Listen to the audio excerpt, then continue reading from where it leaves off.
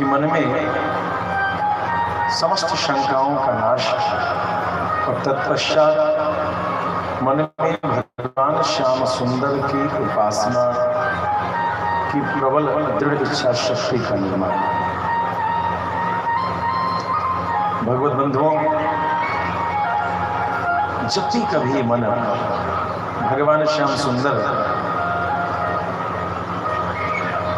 की ओर अग्रसर होता है तो भगवान उस रूप में नहीं आते जिस रूप में भगवान विराजित हैं। भगवान सदा सर्वदा अपने भक्त के वशीभूत होकर उसकी मनोकामना की पूर्ति हेतु उसकी मन से सिर्फ इच्छा अनुसार अपने रूप को का दर्शन देते हैं। जैसा हम सभी ने पितामह भीष्म के चरित्र में भी देखा कि भगवान श्याम सुंदर चतुर्भुजी रूप में तब तक रहेगा जब तक भगवान ने परम मोक्ष की प्राप्ति में करा दी पितामह भीष्म से। और इसी प्रकार से उत्तरा की पुकार में भी भगवान ने उसी रूप को धारण किया जिससे उत्तरा के पुकार उसकी याचना की पूर्ति हो सके। अर्जुन के लिए भगवान सारथी बने, किसी के बेटे तो किसी के भाई, जिस रूप में जिसकी आवश्यकता थी, जिसकी कामना थी, मेरे प्रभु उन अलग अलग झांकियों में, उन अलग अलग रूपों में दर्शन दे करके अपने भक्तों के मन पीड़ा को दूर करते हैं और अपने श्री चरणों में प्रीति का फल प्रदान करते। आइए आज हम सभी भगवान के मधुर मंगलमय झांकी का गायन करते हुए कथा में प्रवेश करेंगे। प्रेम से भक्तवत्सल भगवान की। मुकुट सिर मोर का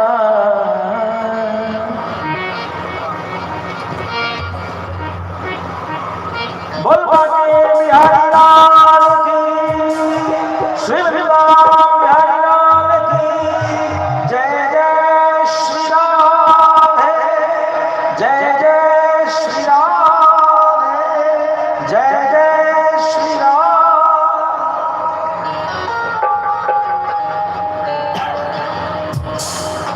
मुकुट सिर मोर का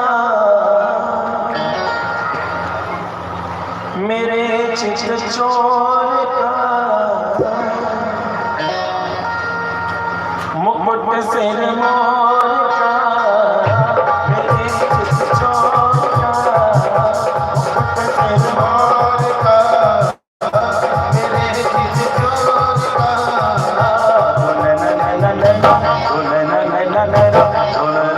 का।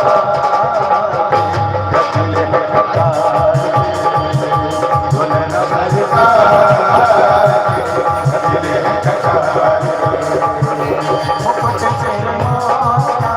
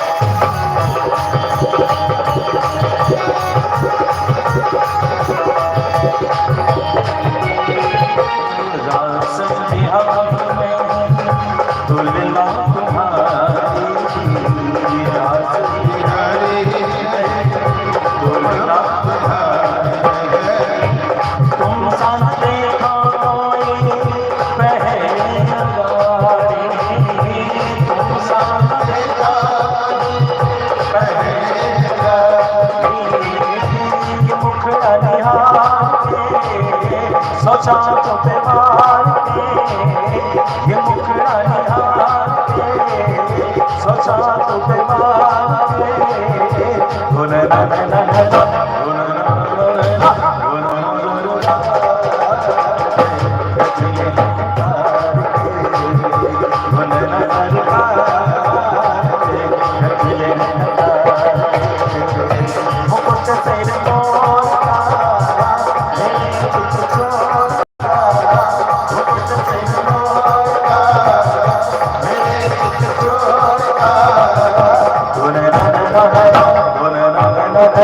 गुन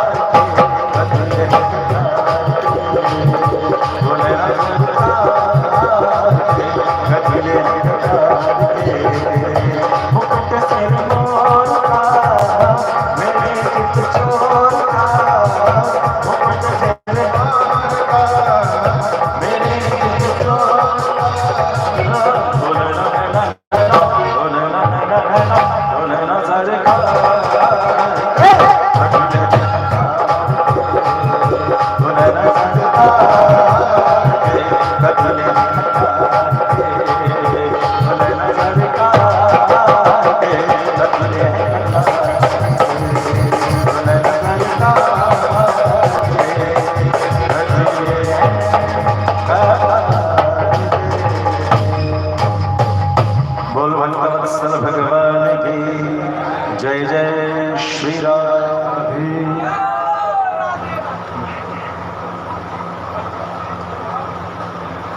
भगवान की कृपा कटाक्ष की याचना से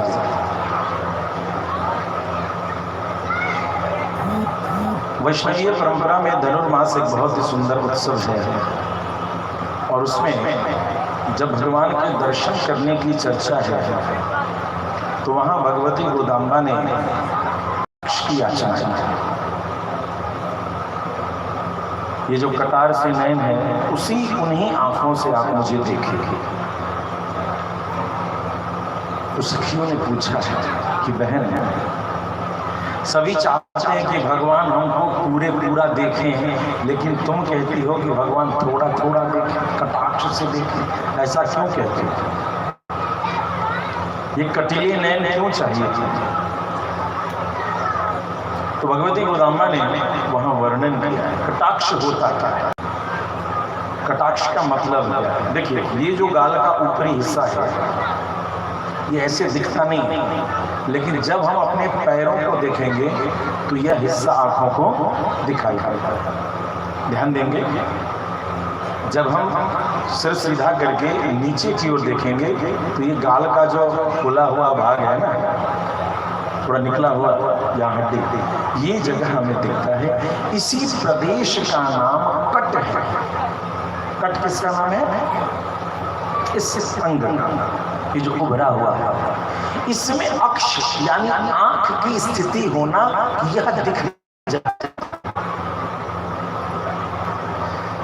आंख इस तरीके से खोलना कि यह दिख जाए, और यह तभी होता है जब हम नीचे अपने पैर को गर्दन सीधा करके देखने की कोशिश करेंगे। पैर तो नहीं दिखेगा मगर ये जगह इसको रोकेगा आपकी दृष्टि को पैर कर जाने में। इसी को कहते हैं कटाक्ष। आपने देखा होगा भगवान वेंकटेश की छवि, भगवान श्रीनाथ जी की छवि आदि, इन छवियों में भगवान की आंखें इतनी थोड़ी सी खुली रहती है और इसी दृष्टि की याचना गोदाम्बा करते हैं। क्यों करते हैं? जब ये प्रश्न आया तो भगवती गोदाम्बा ने बहुत सुंदर अलंकृत शैली में समझाया कि देखो हम ठहरे गांव के, हम ठहरे किसान की बेटियां, हमने किसानी खेती गृहस्थी तो देखा है, तो हाँ खेत बहुत सूखा। ध्यान देंगे, आप सभी खेती गृहस्थी से जुड़े हुए लोग हैं। खेत बहुत सूखा और एक बार में बादल फट करके पानी गिर जाए तो क्या होगा? खेत का पानी उतला करके भर करके एक खेत से दूसरे, दूसरे से तीसरे नाले में, और नाले से नदी में, नदी से समुद्र में चला जाए। और थोड़ी देर बाद कुदाल चलाओगे तो 4 अंगुल में पानी है, नीचे पूरा माल सूखा हुआ। यही होता है। खेत के मेड़ टूट जाएंगे, जल वृष्टि का सब व्यर्थ चला जाएगा, किसी उपयोग में नहीं रहेगा। ठीक इसी प्रकार से यदि उसी बारिश, उसी बादल की रिमझिम फुहार आए, ध्यान दीजिए, जो हथिया बरसता है धान के आदि के खेती के लिए बड़ा वरदान होता है। हथिया कहते हैं, हथिया बरसा तो 7 दिन रहेगा। वह बारिश कैसी होती है? रिमझिम झिम झिम झिम झिम झिम झिम झिम झिम झिम बारिश होती है। हस्त नक्षत्र में जो बरसात होती है उसकी प्रतीक्षा हर किसान करता है। यदि हस्त नक्षत्र की बारिश हो गई तो कहते हैं कि खेती तो खूब बढ़िया सुंदर। वह जो रिमझिम बरसात है वह क्या होता है कि वह धरती का एक तह है उस पानी को पीता है, और जब तक पुनः एक तह के लिए पानी आता है तो मिट्टी का दूसरा तह पहले तह से पानी खींचना प्रारंभ करता है, और धीरे धीरे उस रिमझिम बरसात की फुहार की अमृत बूंदें, वो जल की बूंदें, वो बारिश की बूंदें धरती के गर्भ में नीचे की ओर चली जाती है। यही नहीं, जो अंडरग्राउंड वाटर लेवल है उसको भी डेवलप करती है, उतनी गहराई तक जाती है। धीरे धीरे की बारिश, अर्थात धरती के हृदय को जल से, रस से परिपूर्ण करती है। न बांध टूटते हैं, न टीना वाला छत उखड़ता है। 4 दिन पहले आंधी आई है, हम सोचे थे हम खोरिया में जा रहे हैं, जिक्टिया में जा रहे हैं तो आम खाने को खूब मिलेगा। ऐसी तेज आंधी आई कि पूरा आमे कच्चा टपट टपट टपट कहीं छप्पड़ उड़ गया था। अब तो देखते ही रहे, आम गिर गया, अब उसका अचार मिलेगा। प्रेम श्री भक्तवत्सल भगवान की। तो ऐसी बारिश से क्या मतलब कि एक बार में पेड़ गिरा दे, घर गिरा दे, खेत की मेड़ तोड़ दे, बड़े बड़े पेड़ गिरा दे। ऐसी बारिश किसी काम की नहीं होती है, यह किसानों को कष्ट ही देती है। ठीक इसी प्रकार से ध्यान देंगे, ये भगवान के कटाक्ष पर विश्लेषण भगवती गोदाम्बा ने किया है। ठीक इसी प्रकार से यदि भगवान ऐसे खुली आंख से एक बार ऐसे खोल दे तो क्या होगा? तो जो कृपा की बरसात भगवान की आंखों से होगी, कहीं उस बरसात के वजन को, प्रभाव को हमारा ये शुष्क हृदय स्वीकार न कर सका। जैसे बचपन में 100 ग्राम उठाता है, फिर आदमी आधा किलो, 1 किलो, धीरे धीरे शक्ति होती है तो फिर वो 10 किलो, 20 किलो भी उठा लेता है। धीरे धीरे चल रहे मन, धीरे धीरे चल जाए। गोदाम्बा कहते हैं ठीक इसी प्रकार से हमने कभी भगवान की कृपा की अनुभूति तो की नहीं, और जब भगवान पहली बार दर्शन दें ठीक उसी समय पूरी आंख होगा। उनकी कृपा की इस बरसात में हमारे हृदय के भाव कहीं बह न जाए। ये जो मेड़ है हमारी मर्यादाओं को, ये कहीं नष्ट न हो जाए। और जो इस बगीचे में हमने कुछ भावों से कुछ वृक्ष बना रखे हैं, कुछ कल्पनाएं कर रखी हैं, उन सभी का नाश न हो जाए। इसीलिए भगवान कटाक्ष, कृपा कटाक्ष दें कि वह हल्की सी आंख खोलें और अपने नीचे देखें। तो नीचे देखने से क्या होगा? हम सभी लोग कहते हैं हमारे सामने आंख खोल करके तुम देखने वाले कौन? आंख बड़े करके देखोगे मेरे सामने, और ईगो टकराता है। भक्ति भी इसी प्रकार से भगवान से आंख खोल के मत देखना, देखना मत देखना, ठीक है देखना तो आंख खोल के मत देखना, कटाक्ष से देखना। नीचे पलके करो, पलके कैसे करो? नीचे करो। लेकिन यही नीचे पलक, ये ईगो नहीं, यह प्रेम का प्रतीक है। ये नीचे पलक करने से क्या हुआ कि भगवान ने नीचे देखा। नीचे देखा तो क्या देखा? पैरों के आगे जो नतमस्तक जीव है। भक्त कहाँ रहते हैं? भगवान के पैरों में। सेवक कहाँ रहते हैं? स्वामी के चरणों में। सेवक जब माथे पर बैठने लगे तो समझिए कि समस्या आ गई। सेवा के समय माथे पर बैठने का अधिकार है। ऐसे बैठे तो समझ लेता है स्वामी कि अब स्थिति गंभीर है, अब सेवा वृत्ति नष्ट हो चुकी है। तो सेवक का स्थान क्या है? चरण के नीचे। भगवान यदि नीचे देखेंगे तो सबसे पहले चरणों में नतमस्तक जो जीवात्मा है, भगवान उसकी स्थिति को देखेंगे, और उसको देखने के लिए भगवान नीचे झुकेंगे।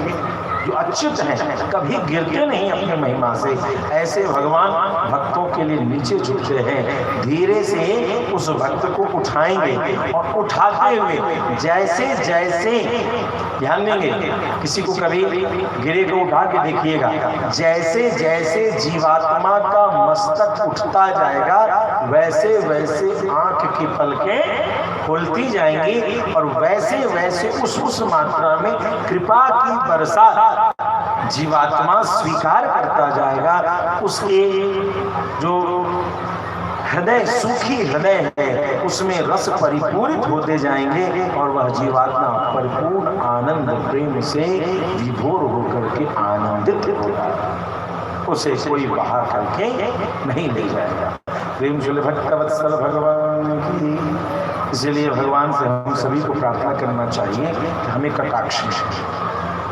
अच्छा, कभी मंदिरों में आप गए होंगे, इस कटाक्ष के लिए मंदिर में भी परंपरा है। जो नहीं जानते हैं वो क्या करते हैं, राजा के आगे घोड़ा के पीछे ज़्यादा देर नहीं रहना चाहिए।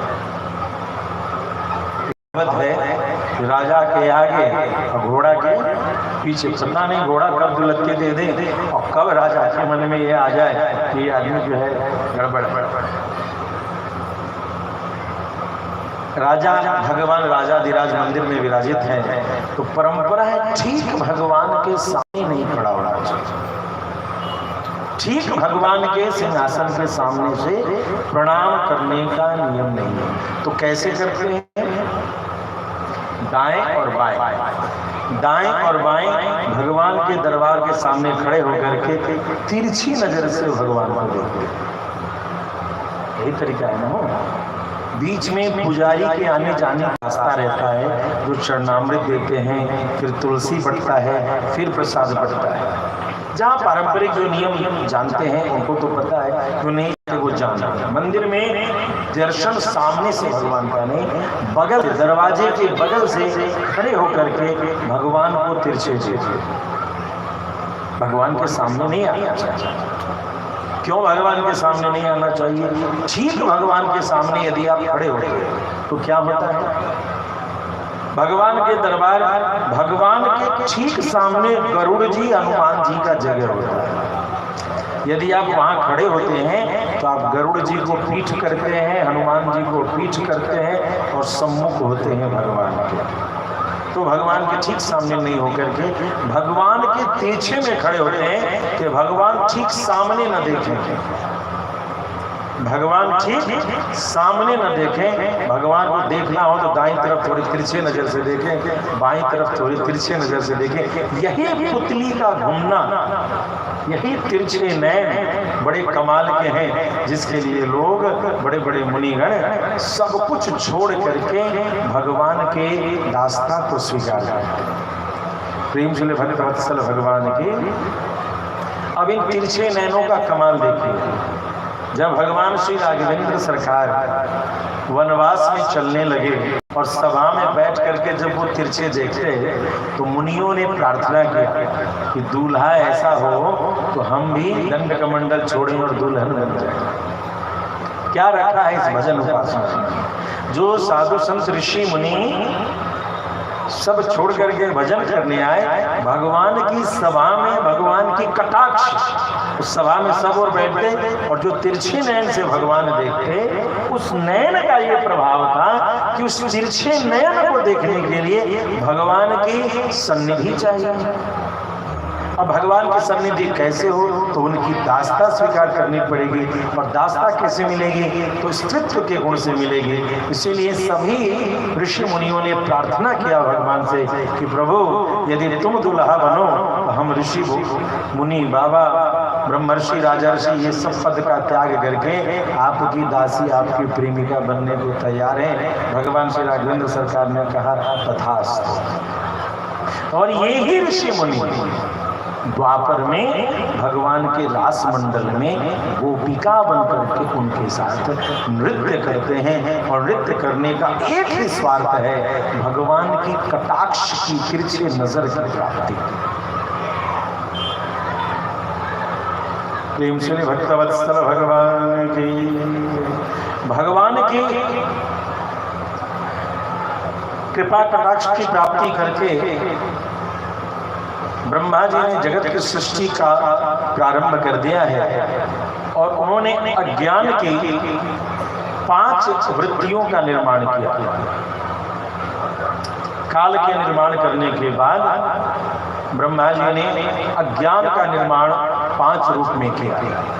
तम, भगवत प्राप्ति संबंधित ज्ञान से जो रहित अवस्था है, मनुष्य को, जो साधक को जब जन्म लेता है तो उसे इस बात का ज्ञान नहीं रहता कि भगवान की प्राप्ति कैसे की जाए। इसी को अज्ञान कहते हैं। तमस, मोह, मोह सकल व्याधिन कर मूला। ध्यान देंगे श्री रामचरितमानस। मोह सकल व्याधिन कर मूला। मानसिक समस्त रोगों का कारण क्या है? तो मोह। मोह क्या है? विपरीत ज्ञान मोह कथ्यते। विपरीत ज्ञान, उल्टा। कोई ही कहा हनुमाना मति भ्रम तोर प्रगट में जाना।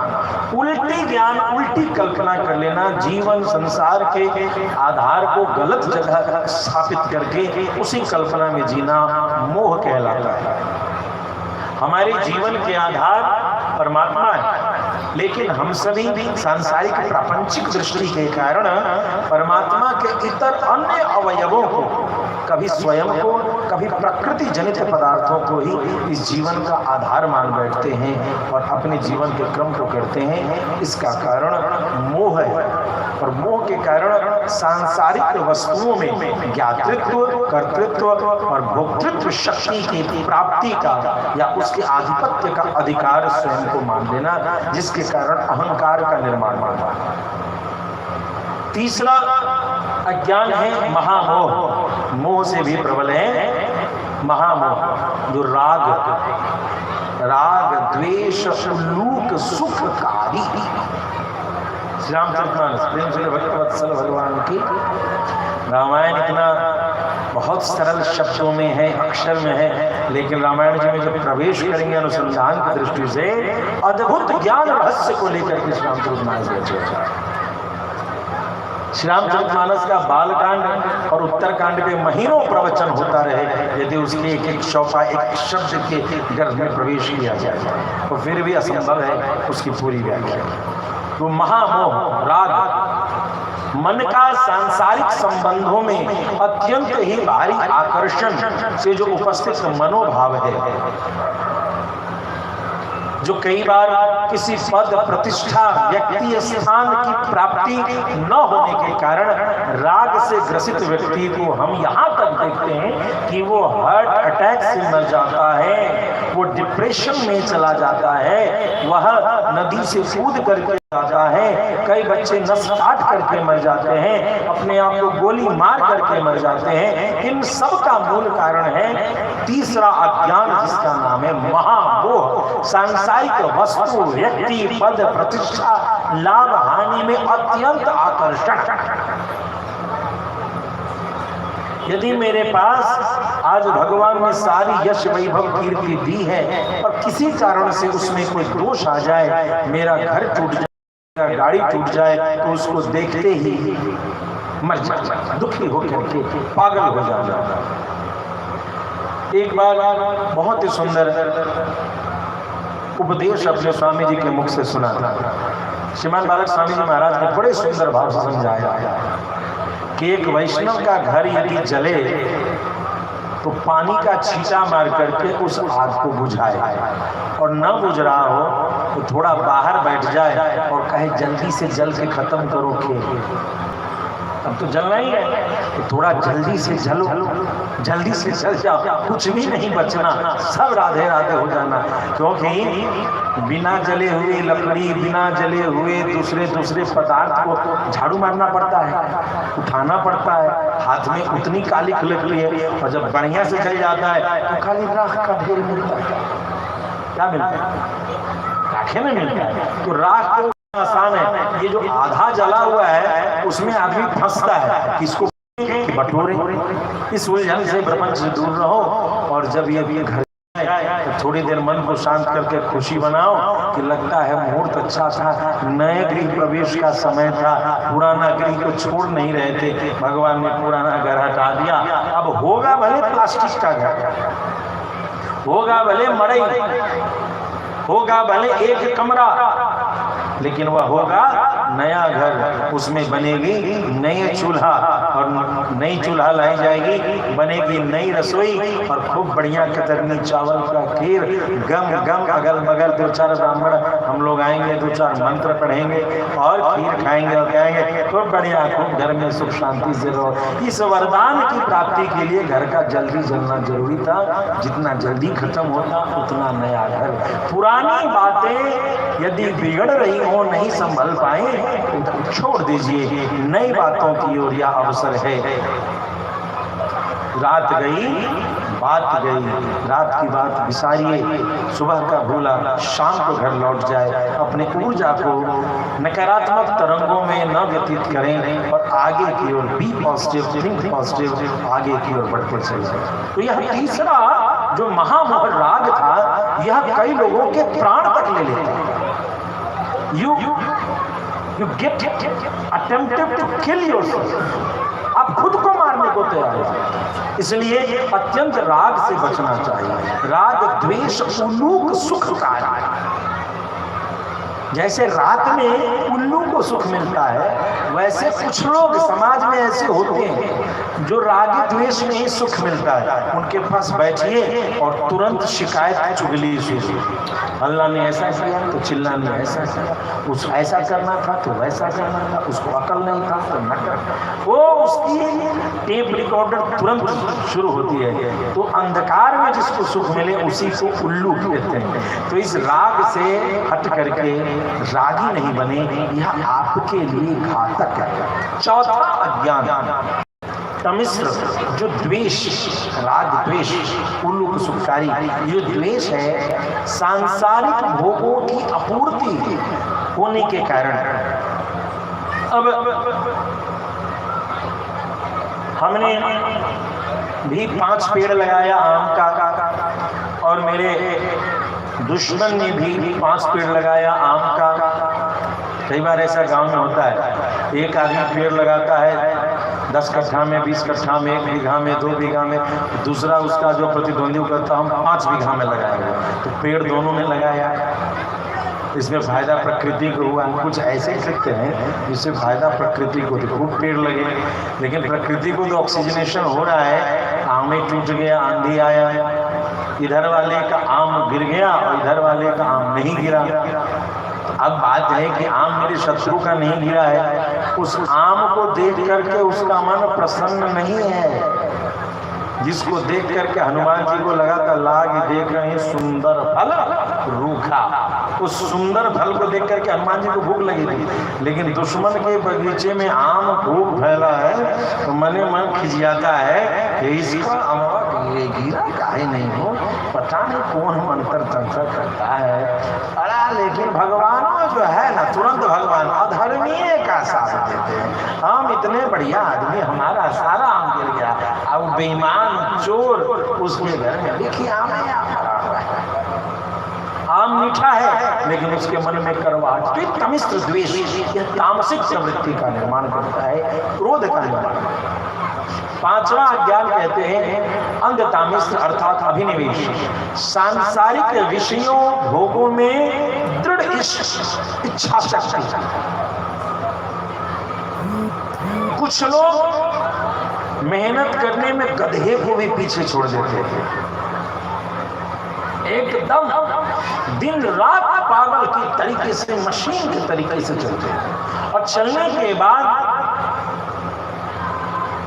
उनको भजन का समय नहीं होता। अपने रिश्तेदारों में शादी विवाह निमंत्रण का सुख भी, गृहस्थी का सुख भी उनको नहीं मिलता। उनको समाज में कभी कथा सत्संग हो उसमें बैठने का समय नहीं मिलता।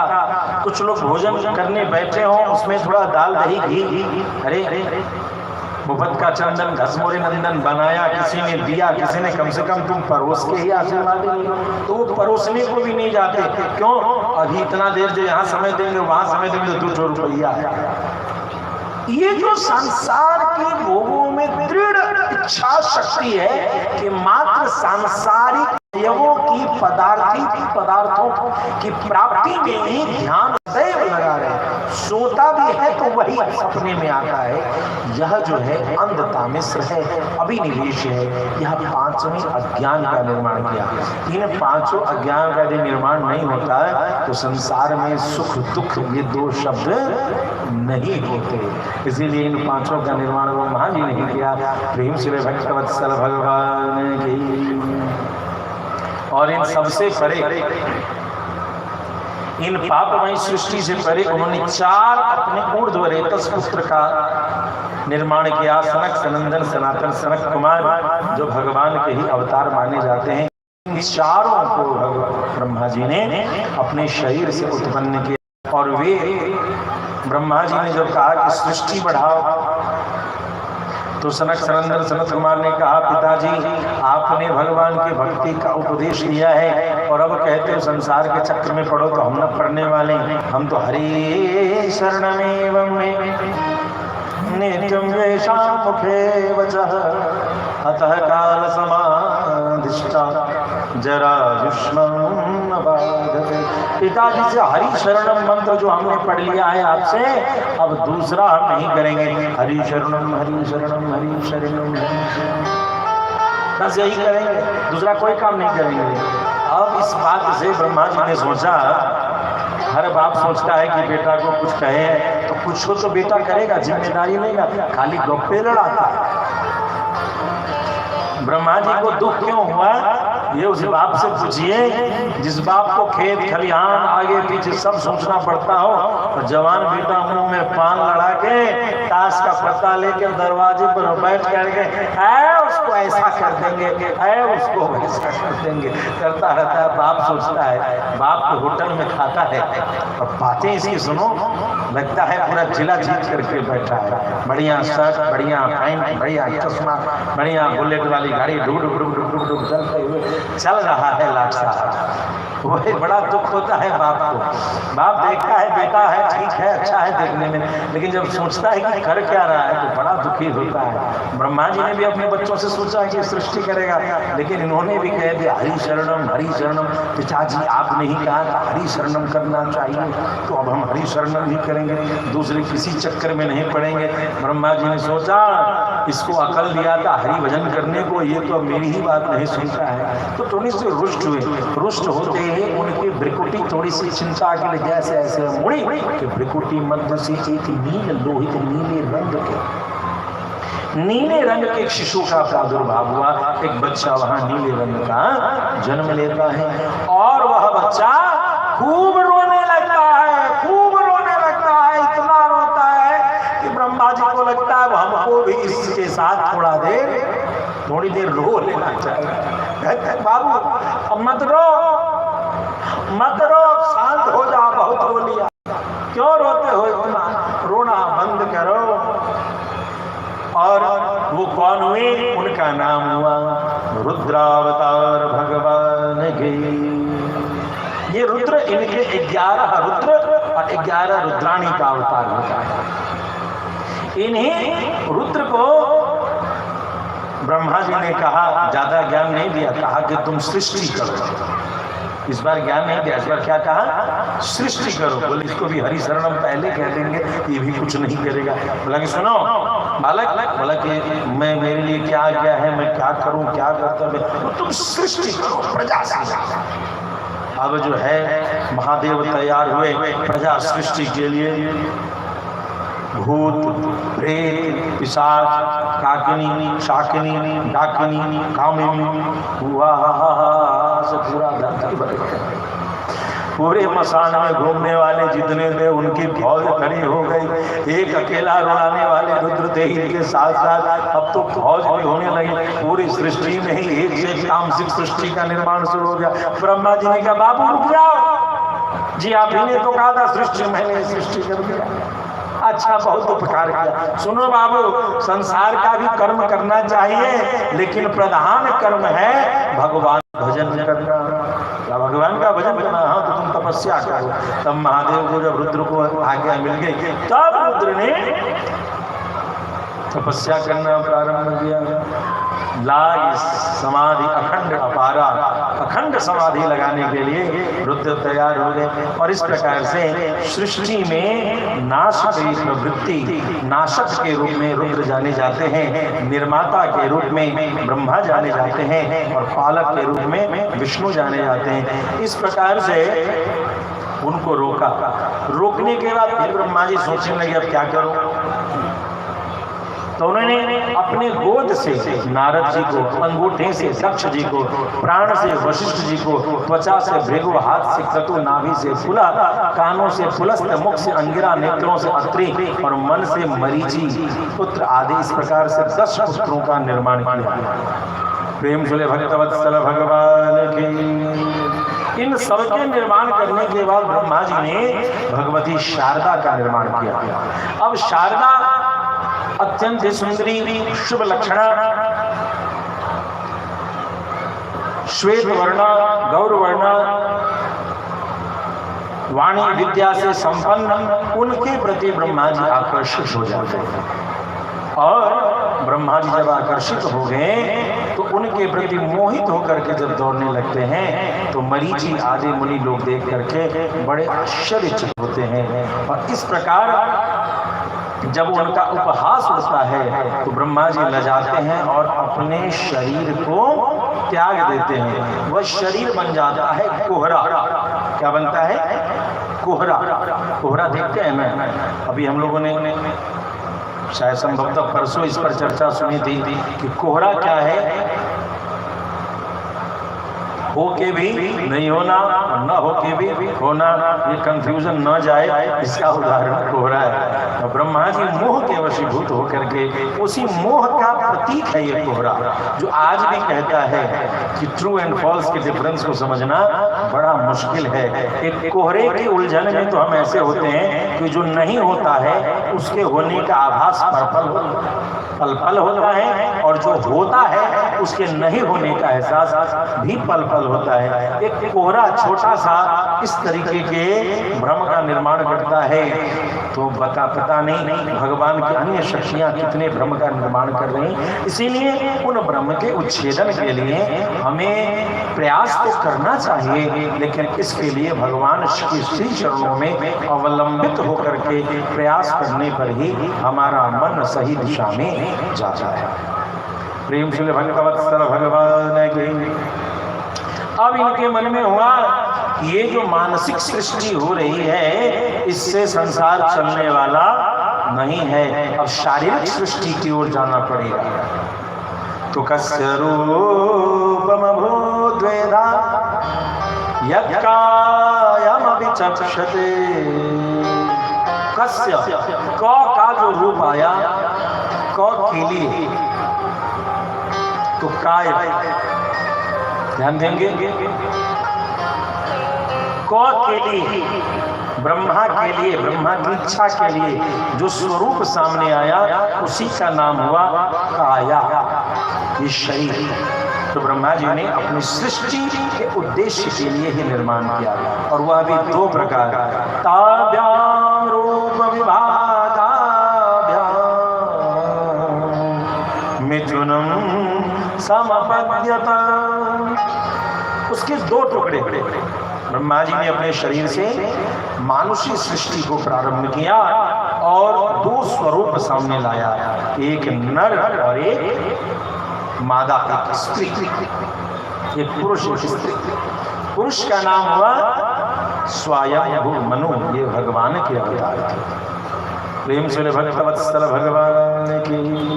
और दूसरी हुई शतरूपा, ये लक्ष्मी की अवतार है। और इसके बाद यहाँ से शारीरिक मैथुनी सृष्टि प्रारंभ होती है। इनके 5 संतति थे। मनु शतरूपा के कितने संतति? 5। कौन कौन? प्रियव्रत, उत्तानपाद, आकुति, देवहूति और प्रसूति। आकुति का विवाह रुचि प्रजापति से हुआ। मजली कन्या देवहूति का विवाह भगवान कर्दम से हुआ। और प्रसूति चुटकी बेटी का विवाह दक्ष प्रजापति के साथ हुआ।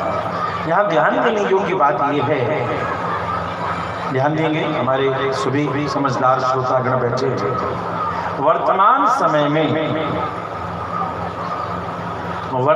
समय में एक ऐसी चिंता का विषय आ गया है, या एक ऐसी चर्चा का विषय आ गया है कि हम सभी यह सोचते हैं कि कन्याओं से वंश नहीं चलता, बेटियों से वंश नहीं चलता। लेकिन ध्यान देंगे अभी से जो कथा प्रारंभ होगी, जो मनवंतर के अंतर्गत इतिहास की कथा होगी, मनु जी के 5 संतान के वंश की कथा सुनने को मिलेगी। यदि बेटियों के वंश का महत्व तो नहीं होता, ध्यान देंगे, तो फिर उस वंश की चर्चा यहाँ क्यों की जाती? मनवंतर के अंतर्गत जो मनवंतराधिपति हैं, मनवंतर के राजा हैं स्वयंभू मनु, इनके 5 संतति अर्थात प्रियव्रत के वंश, इसी वंश में जड़ भरत आदि, ऋषभदेव आदि की चर्चा है। उत्तानपाद जिसमें ध्रुव, बेन, पृथु आदि की कथा हम सभी को सुनने को मिलती है। आकुति रुचि प्रजापति से जिनके संतति के रूप में यज्ञ और दक्षिणा आदि की चर्चा आती है। देवहूति जिनके संतति साक्षात कपिल मुनि भगवान होते हैं। और प्रसूति के संतति में क्या कहना, साक्षात जगदम्बा सती अवतरित होती है। बताओ पांचों वंश में वह ऐश्वर्य शक्ति अवतरित हो रही कि नहीं हो रही है? पांचों वंश को श्रेष्ठ वंश प्रमाणित करने के लिए भगवत सत्ता उस वंश में अवतरित होकर के उन सभी वंश का उद्धार प्रेम से भगवत्सल भगवान की। इसके बाद मनु जी को कहा, हे मनु जी आप संतति का वर्धन करें और भावी प्रजा का निर्माण करें, निर्माण करके आप सृष्टि को आगे बढ़ाएं। मनु जी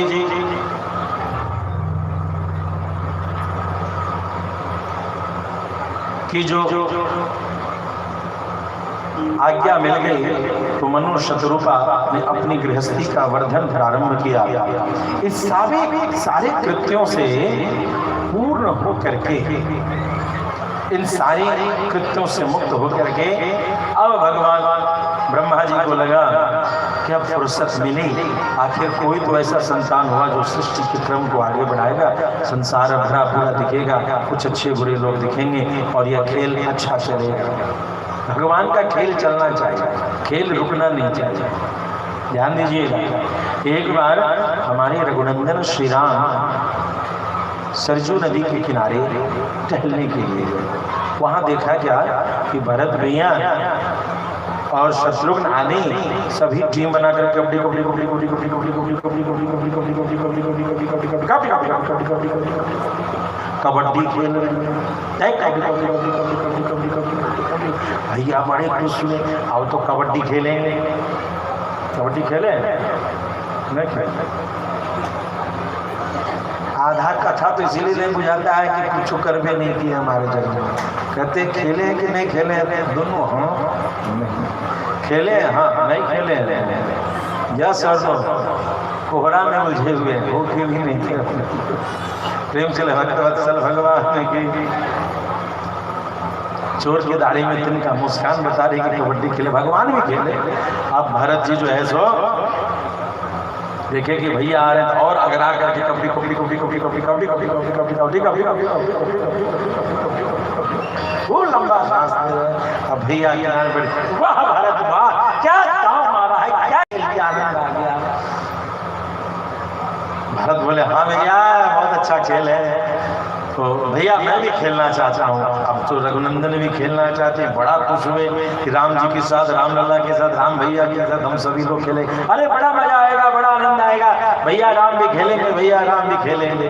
अब सरजू नदी के किनारे वह टीम बनने लगा, भैया फिर से खेल खत्म करो, नया टीम बनाते हैं। तो ठीक, एक तरफ राम जी खड़े हो गए, अच्छा भैया इधर जहाँ खड़े हैं वहीं आप रहिए और जिसको जिधर जाने का मन होगा उधर जाएगा। धीरे धीरे सारा टीम जो है राम जी की तरफ जाने लगा, उधर को जय देने का चर्चा हुई। अब राम जी देखे उधर कोई हो तब ना हम खेले कबड्डी कबड्डी कबड्डी कबड्डी कबड्डी, कोई है ये नहीं तो आउट किसको करेंगे, खेल शुरू होगा कैसे?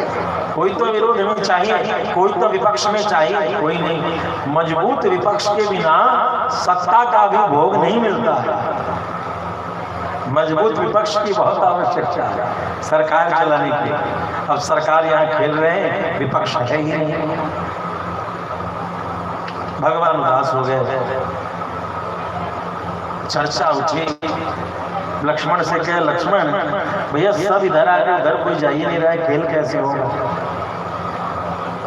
तो लक्ष्मण जी ने कहा, भैया सभी जानते हैं कि आपके विरोध करने से नरक की गति प्राप्त हो जाएगी।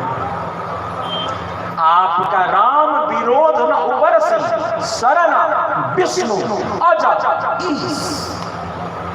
त्रिदेव भी उपस्थित हो जाए, सारे यमराज भी उपस्थित हो जाए, करोड़ों की संख्या में समस्त देवगण भी उपस्थित हो जाए, मगर राम के विरोध में उस जीव को सुख मिल जाए ये सर्वथा असंभव है। तो प्रभु अपने लिए कौन नरक का द्वार खोले? इसीलिए कोई अपोजिशन में जाने को तैयार नहीं है। अब तो राम जी बड़े उदास हो गए, हम बेकार आए, वहीं रहते तो ठीक रहता, कम से कम खेल देखते। तो राम जी का चेहरा उदास है। भरत भैया उनके चरणों में प्रणाम करके बोलते हैं, भैया आप कबड्डी खेलना चाहते हैं? तो हाँ खेलना चाहता हूँ भैया, कबड्डी खेल के आपको अच्छा लगेगा? हाँ, लक्ष्मण ने बहुत सही कहा है कि आपके विरोध से तो नरक में भी स्थान शायद मिल जाए, लेकिन आपके मुस्कान के लिए यह भरत एक जन्म नहीं कई करोड़ों जन्म तक नरक में रहने को तैयार है, मगर मेरे रघुनंदन के मुख पर सदैव मुस्कान रखना चाहिए। भरत जी उस पार गए, स्वीकार किया मैं नरक चलने को तैयार हूं, मगर मेरे राम के चेहरे पर मुस्कान रहे, मेरे राम की इच्छा पूर्ति हो। और भरत जी उस पक्ष में चले जाएंगे, भैया तो खुश होंगे और खेल शुरू। क्या बात है, क्या भगवान कभी भक्तों से जीतते हैं? वो खेल हुआ, बड़ी लंबी खेल चली, रघुनंदन ने भी खूब खेल गया, भरत भैया ने भी खूब खेल गया, लेकिन अंत में जीत भरत की ही होती है। अंत में भैया हारे और भरत की जीत कराई। भरत यही तो बात कहते हैं, बचपन के खेल में भी भैया ने मुझे हमेशा जीत दी, चलो मेरे साथ चित्रकूट, इस खेल में भी भैया मुझे जीत देंगे। हित हमारी सीपति सेवकाई, मेरा हित तो रघुनंदन की इच्छा से चलने मात्र में है। ऐसा कोई खेल नहीं होगा जिसमें मेरे भैया मुझे हारने देंगे। चलो चलो चित्रकूट, हे गुरु वशिष्ठ मुझे आज्ञा दीजिए, वरना मेरे प्राण चले जाएंगे। आज सारी दुनिया मुझे राम के विरोध में देखती है, यह मुझे स्वीकार है, लेकिन राम को दुख मेरे कारण हो रहा, यह मुझे स्वीकार नहीं। मुझे रघुनंदन के पास ले चलिए, मुझे मेरे भैया के पास ले चलिए। जब कुछ साथरी पर भगवान के चरण चिन्ह देखे, श्री जानकी जी के आभूषणों के गिरे हुए स्वर्ण के कुछ कणों को देखा तो भक्त रोने लगे। पैदल चल रहे हैं। माता कौशल्या ने कहा, भैया तुम पैदल चल रहे हो तो सारी प्रजा तुम्हारी साथ पैदल चल रही है, प्रजा का कष्ट दे रहे हो, यह राजकुल के लिए गौरव की बात नहीं होती। मां कहती तो तुम सही हो, लेकिन जाओ मेरे रघुनाथ के चरण पड़े हो। इस भरत के लिए तो यही उचित है कि भरत सिर पटका हुआ चरण धूल पर चले, उन चरण चिन्हों पर भरत का आज चरण पड़ रहा, यह भी भरत था पाप कर रहा। मेरे बस में नहीं, वरना मैं सिर पे बल होकर के रघुनंदन से मिलने जाता।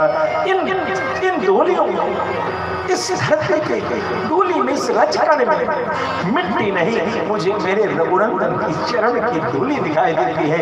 मेरे भैया की चरण धूली को मैं पैर लगा रहा हूँ, इससे बड़ा पाप इस दुनिया में कौन हो? मुझसे बड़ा पापी कौन हो? भगवान के वैभव के लिए भरत जी विपक्ष में भी खड़े होने को तैयार हो। प्रेम से भगवत्सल भगवान के लिए ब्रह्मा जी ने भी भगवान की सृष्टि को सजाने के लिए सब कुछ तैयारी कर दिया, मनुष्य रूप आदि की तैयारी कर लिया। और तैयारी करने के बाद एक लंबा श्वास, जैसे ही श्वास लिया, श्वास में से एक छोटे से वराह की आकृति का निर्माण होता है, वो सामने प्रकट होते हैं। कमाल नीलम क्षिपंतम गजलीलयं प्रज्ञाय बद्धांजलयो नवाकै विरिंचे मुख्या उपतस्तुरीशम्।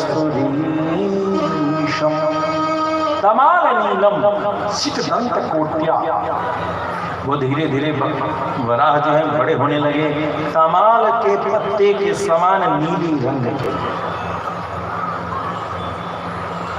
सांवला रंग है। प्रेम से बोले नील वराह भगवान के। ध्यान देंगे, वराह रूप में भगवान के दो अवतार, श्वेत वराह जिस कल्प में हम सभी संकल्प में उनका याद करते हैं, और यहाँ पर हम सभी नील वराह कल्प की कथा को सुन रहे हैं। श्रीमद् भागवत में कई कल्पों की कथा देखने सुनने को मिलती है। तो यहाँ नीले रूप में वराह भगवान प्रकट हुए। सभी ने नीले रंग के शरीर, उजले बड़े बड़े के साथ उपस्थित भगवान वराह को प्रणाम किया, और प्रणाम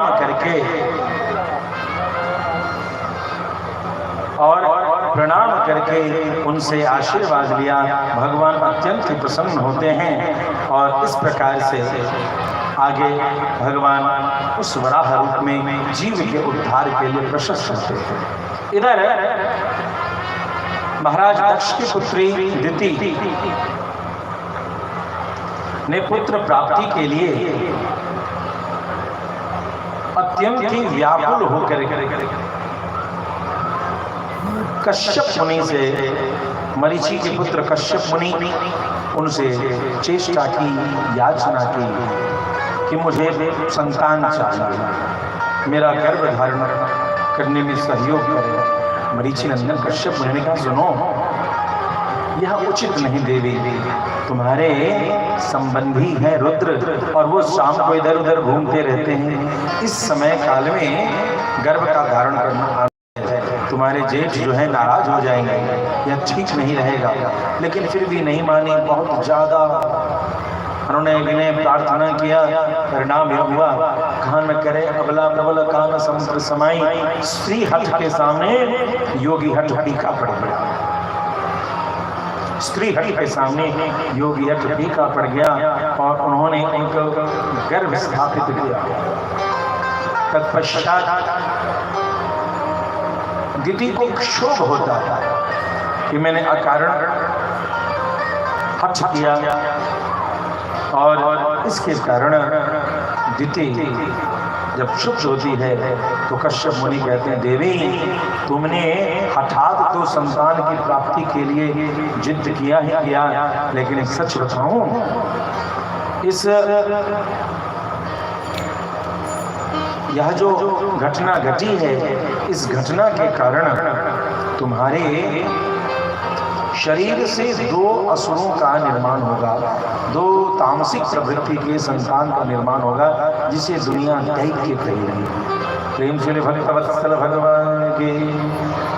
अब तो दिति प्रार्थना करने लगी, क्षमा याचना करने लगी कि मेरे दोनों पुत्र जो हैं सो दैत्य होंगे, कृपा करें।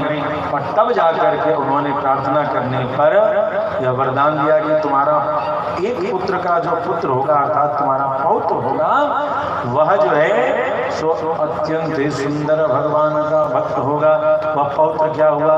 भक्तराज प्रहलाद की जय जय श्री राम।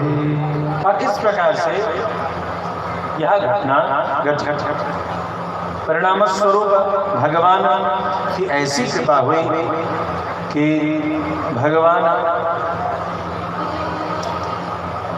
अद्भुत रूप से यहाँ एक बार सनक सनंदन सनातन कुमार भगवान के दर्शन के लिए वैकुंठ में जाते हैं। और वैकुंठ में जब जाते हैं तो वहाँ 6 सीढ़ियाँ पार करके 7वीं सीढ़ी पर उपस्थित होते हैं, लेकिन उन्हें रोका गया।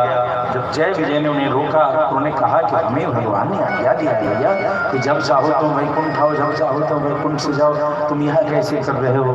परिणाम स्वरूप न मानने पर सनक सनंदन सनत कुमार ने ऐसा श्राप दिया कि जा, तेरी जो ऐसी स्थिति है कि तू तत्क्षण ही मृत्यु लोक में तेरा पतन हो जाए। और इस प्रकार से जय विजय जो है ये दोनों उनके संतति के रूप में उपस्थित हुए। दिति के एक का नाम हिरण्याक्ष हुआ और एक का नाम हिरण्यकशिप हुआ। प्रेम सुनिए भक्तवत्सल भगवान की। इधर हिरण्याक्ष ने तपस्या के मद में सभी देवताओं पर विजय प्राप्त करना प्रारंभ कर दिया। विजय प्राप्त करते करते ऐसा हुआ कि सारे देवता थर थर कांपते हुए भागने लगे और उन्होंने धरती को, वेद को, इन सब को लेकर के समुद्र में रसातल में डुबो दिया। तत्पश्चात जब सब ने प्रार्थना किया है तो भगवान ने हिरण्याक्ष का वध करने के लिए वराह रूप में उपस्थित होकर के अद्भुत लीला की।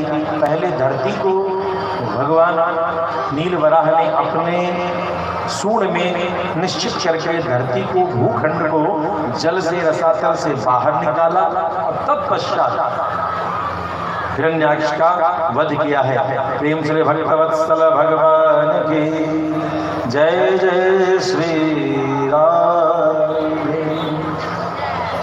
तो मेरा कोई ना सहारा बिन तेरे,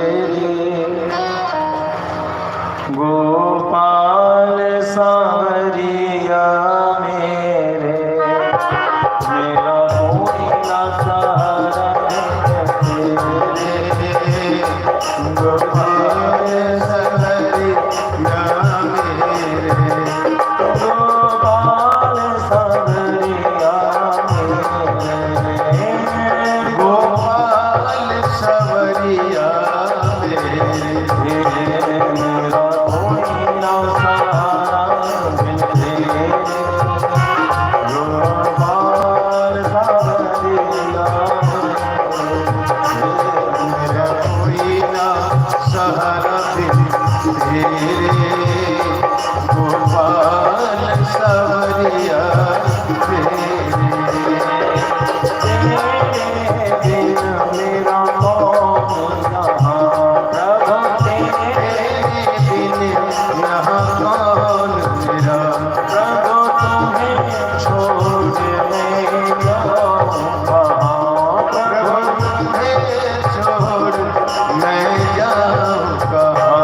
मैं तो आन पड़ा दर तेरे, गुरुदेव सांवरिया मेरे। मेरा कोई ना सहारा बिन तेरे, गुरुदेव सांवरिया।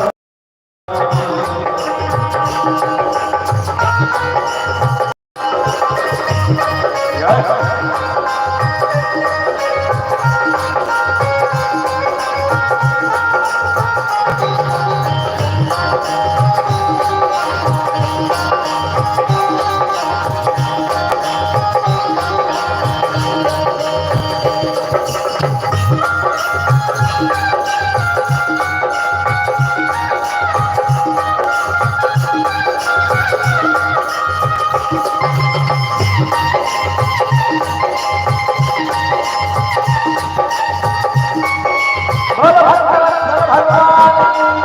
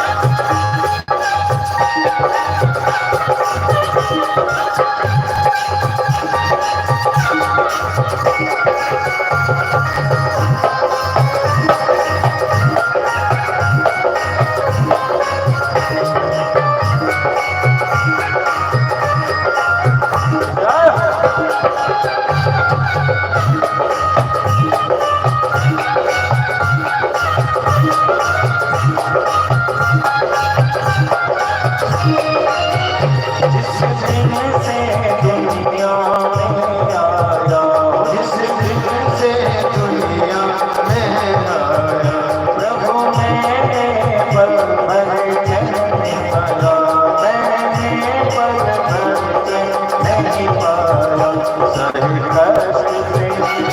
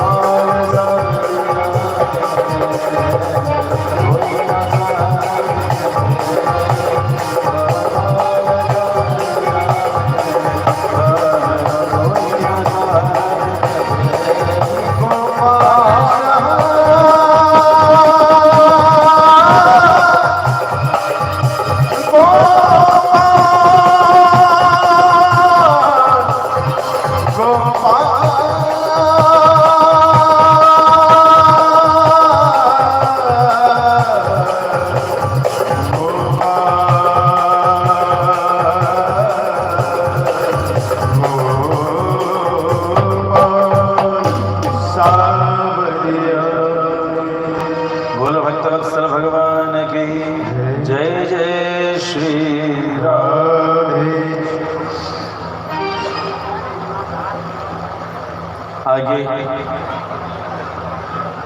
इस प्रकार से हिरण्याक्ष का वध भगवान ने किया।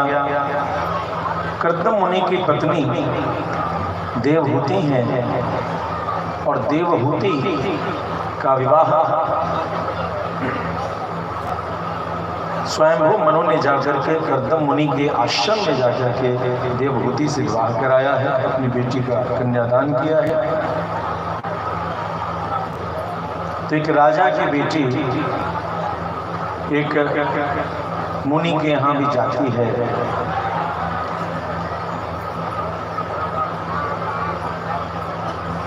अभी एक ग्रुप है दहेज मुक्त विवाह के लिए, उस ग्रुप में एक पोस्ट लिखा था, लड़की का बायोडाटा। लड़की के बायोडाटा में था ईयरली पैकेज 12 लाख रुपया, ये डिग्री वो डिग्री वो डिग्री वो डिग्री। प्रश्न बड़ा हास्यास्पद है कि 12 लाख रुपया पैकेज वाला लड़की है तो लड़का 5 लाख रुपए के पैकेज का चलेगा कि नहीं चलेगा। तो मैं कभी कभी हास्य के रूप में कहता हूँ, मुंह दिखाई की प्रथा बंद हो जाएगा तो दहेज भी बहुत आसानी से बंद हो जाएगा। कई जगह पर बिना दहेज का जब विवाह होता है, लेकिन मुंह दिखाई में लड़के को छोड़ा नहीं जाता है।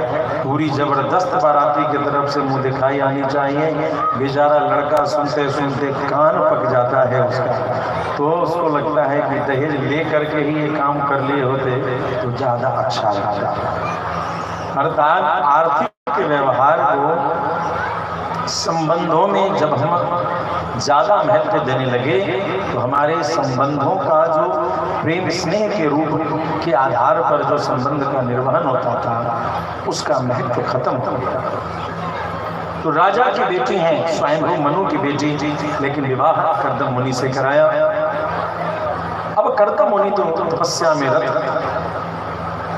बहुत लंबी समाधि के बाद जब आंखें खोली, समाधि तोड़ा, तो देखा क्या कि देवहूति दुबली पतली मैली कुचली कपड़े को पहन करके मन में क्षोभ हुआ, आहा कि राजकुमारी से मेरा विवाह हुआ और मैं समाधि में ऐसा गया कि मुझे इसका तनिक भी ख्याल न रहा। अब इसे मुझे कुछ प्रदान करना चाहिए। तो देवहूति को कहा, अरे देवहूति मेरी बात सुनो, बगल में एक सरोवर है। कर्दम मुनि ने जो तपस्या किया तो उनकी तपस्या को देख करके भगवान श्रीमन नारायण इतने प्रसन्न हुए थे कि उनकी आंखों से एक बूंद आंसू का करुणा का गिर गया। उस बूंद से एक सरोवर का निर्माण हुआ जिसका नाम था बिंदु सरोवर। क्या नाम था? बिंदु सरोवर। तो उस बिंदु सरोवर में स्नान करने को कहा, जाओ स्नान करो। अब देवहूति मैया जो उसमें स्नान करने गई, एक डुबकी लगाया तो शरीर जैसे राजकुमारी बन करके आई थी वैसे, दूसरी डुबकी लगाई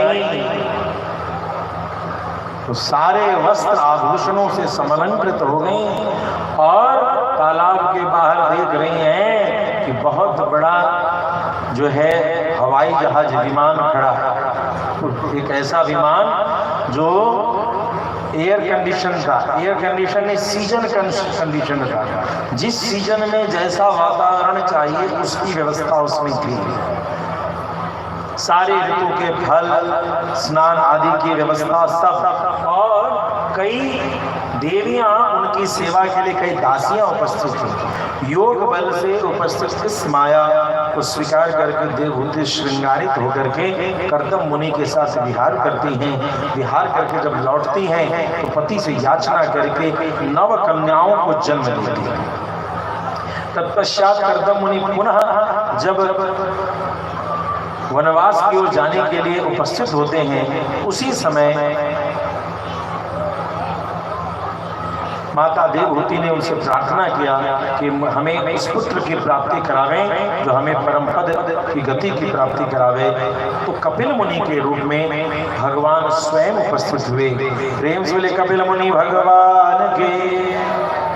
और कपिल मुनि को जन्म दे करके कर्दम मुनि वहां से चले गए हैं। कपिल मुनि जब बड़े हुए तो वो भी वन की ओर जाने की चेष्टा करने लगे। तो मैया ने कहा, बेटा जिस लिए तुम्हें प्राप्त किया है वह ब्रह्म ज्ञान तो दो। तो कपिल मुनि आचार्य रूप में स्थापित होकर के अपनी माँ को ज्ञान देना शुरू करते हैं। यही ज्ञान सांख्य योग कहलाता है। सांख्य योग के प्रणेता होकर के कपिल मुनि ने जो हमारे शरीर के जो इस धाम है या जो शरीर है, इसके भीतर के अवयव 14 तत्वों का निर्माण और तत्पश्चात उससे कैसे जीव गर्भ के भीतर उसका निर्माण होता है, इस पर पूरी चर्चा की है। मैं आप सभी से जो हमारे सो कॉल्ड बायो के विद्यार्थी हैं उनसे कहना चाहूँगा कि आप कृपया रेफर करें श्रीमद् भागवत के 3रे अध्याय के तीसरे स्कंद के 30वें अध्याय में। जो हमारे बायो के जितने विद्यार्थी हैं, आप श्रीमद् भागवत के उस 3रे अध्याय को जरूर पढ़ें। वहाँ पर एम्ब्रायोलॉजी बहुत ही व्याख्या के साथ उपस्थित है। वर्तमान जो एम्ब्रायोलॉजी है ठीक उससे मिलती जुलती एम्ब्रायोलॉजी की ही अध्ययन इस अध्याय में उपस्थित है। कपिल मुनि ने माता देवहूति के गर्भ में जिन अवस्थाओं का वर्णन किया है वही आज रिसर्च एंड एक्सपेरिमेंट के बेसिस से स्टडी एम्ब्रायोलॉजी टॉपिक के अंतर्गत कराया जाएगा। थोड़ा बहुत ही अंतर है, यदि आप इसको कोऑर्डिनेट करके पढ़ेंगे तो आपको समझ में आ जाएगा। श्रीमद् भागवत में जीव विज्ञान के भी कई सूत्रों की स्थापना है। अर्थात हमारे महर्षियों ने जो आज एक्सरे, अल्ट्रासाउंड, इन सब माध्यम से जिस चीज का अध्ययन किया, एम्ब्रायोलॉजी कहते हैं गर्भस्थ शिशु के निर्माण के अध्ययन को एम्ब्रायोलॉजी अलग टॉपिक है बायोलॉजी।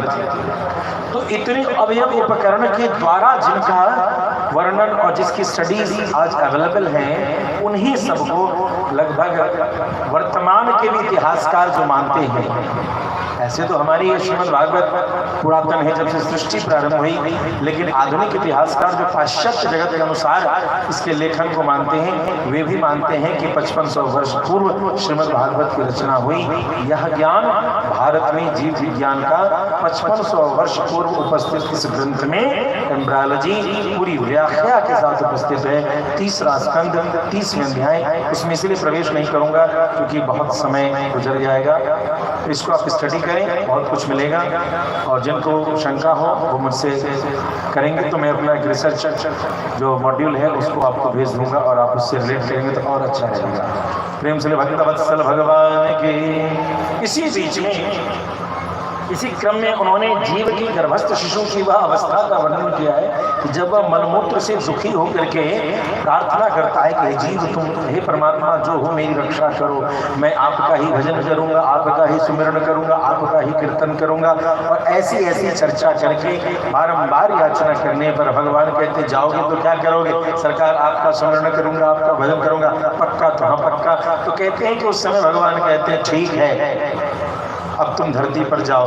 तो शरीर में अपान वायु जो अधोगति का निर्माण करती है, उस अपान वायु जो गर्भिणी महिला है उसके शरीर में उसका, जिसको प्रसव वायु कहते हैं, उसका निर्माण होता है। और जैसे ही गर्भ के शिशु का मस्तक बाहर सृष्टि में प्रवेश करता है, सबसे पहले जो वायु स्पर्श करती है, जो वायु, जैसे किसी चीज को आप जगह खाली करेंगे तो उस जगह हवा जा जाए, तो गर्भ से जब वो बच्चा निकलता है तो एक स्पेशल वायु भीतर गर्भ में प्रवेश करने को मार्ग पूछती है।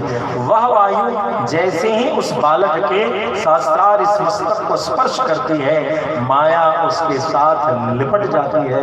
वह गर्भस्थ अवस्था में किए हुए अपने संकल्पों को भूल जाता है और इस संसार में आकर के वो रोना शुरू करता है। तो पहली आवाज करता है, कहाँ कहाँ कहाँ कहाँ, मैं कहाँ गया, कहाँ गया, कहाँ गया, कोई मुझे बताओ। और कहाँ पूछता है? दुनिया से पूछता है, मैं कहाँ गया, मैं कहाँ गया, मैं कहाँ गया। वो भूल गया कि भगवान ने कहा था तो यहाँ तो मेरी याद कर रहा है, अभी मायावी संसार में जाएगा तो मुझे भूल जाएगा। वो उसी मायावी संसार की व्याख्या का प्रथम प्रश्न पूछता है, कहाँ आ गया, मुझे कोई बताओ, इसकी महिमा बताओ, इस संसार के बारे में बताओ। और उस संसार के अधिपति को वह भूल जाए। वही चीज शास्त्रों के संतों की सन्निधि से जब मेरा भजन सुमिरन करता है तो उस जीव का उद्धार होता है। प्रेम से भक्तवत्सल भगवान की। इस प्रकार से मोक्ष संबंधित ज्ञान को दिया।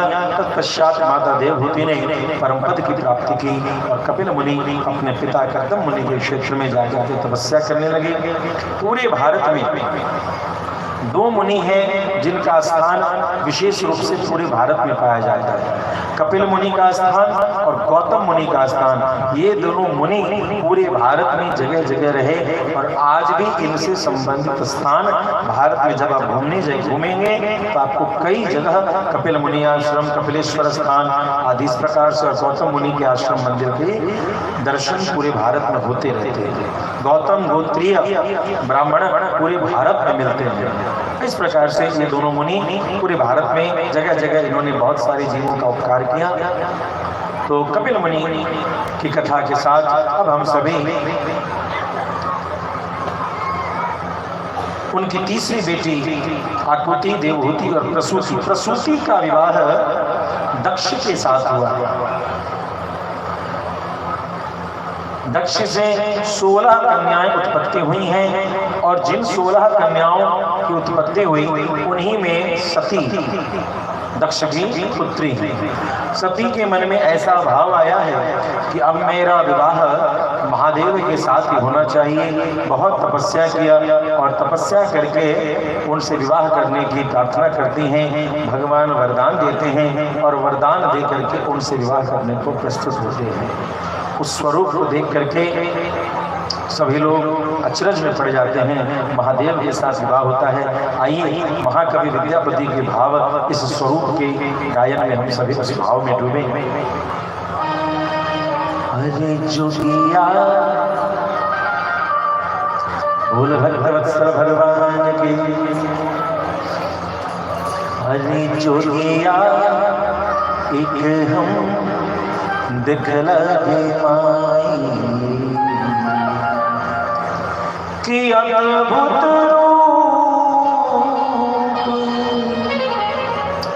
अद्भुत कहलो नहीं जाए। जोगिया एक हम दिखला दे माई, जोगिया एक हम दिखला दे माई। अद्भुत रूप हो, अद्भुत रूप आप सभी अंगिका क्षेत्रवासी हैं और महाकवि मिथिला मैथिली और अंगिका का बड़ा संबंध है। मैथिली भाषा का यह पद है, यह शिव नचारी सुन करके महादेव हमेशा झूमते हैं। यदि महादेव को झुमाना चाहते हैं तो विद्यापति के शब्दों में शब्द मिला के सभी लोग महादेव को दूल्हा पूजे हैं। अरे जोगिया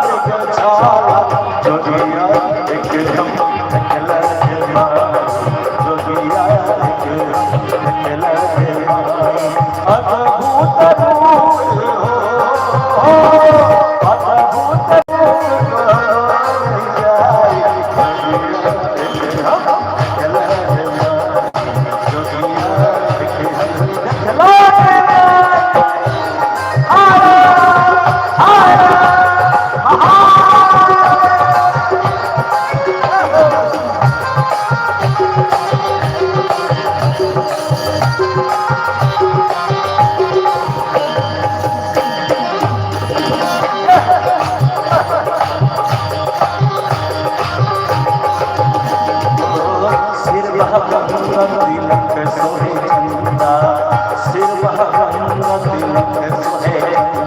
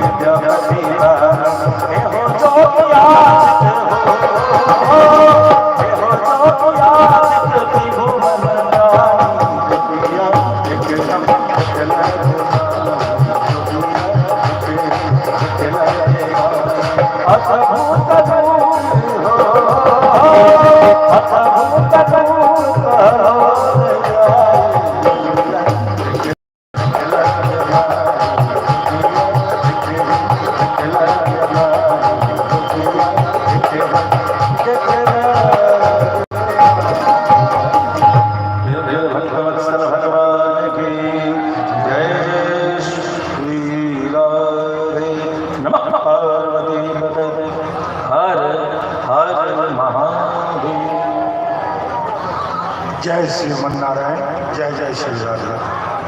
महाराज श्री के स्वामी जी के उपाध्यायों से अत्यंत मार्मिक प्रसंग श्रीमद् भागवत रस का रसास्वादन आप लोग कर रहे हैं। आज कथा का तृतीय दिवस और कुछ स्थानीय निवासी महाराज जी का के सम्मान के लिए आए हैं। माल्यार्पण द्वारा महाराज श्री का सम्मान करेंगे, साथ ही महाराज श्री से आशीर्वाद लेंगे, ग्रहण करेंगे। माननीय दिलीप सिन्हा जी, माननीय दिलीप सिन्हा जी से आग्रह कि वो आए और माल्यार्पण से महाराज श्री का स्वागत करें। साथ ही समय बहुत कम है, थोड़ा जल्दी में अमृत आनंद जी, दिलीप सिन्हा जी यहाँ के स्थानीय निवासी हैं और भागवत प्रेमी हैं।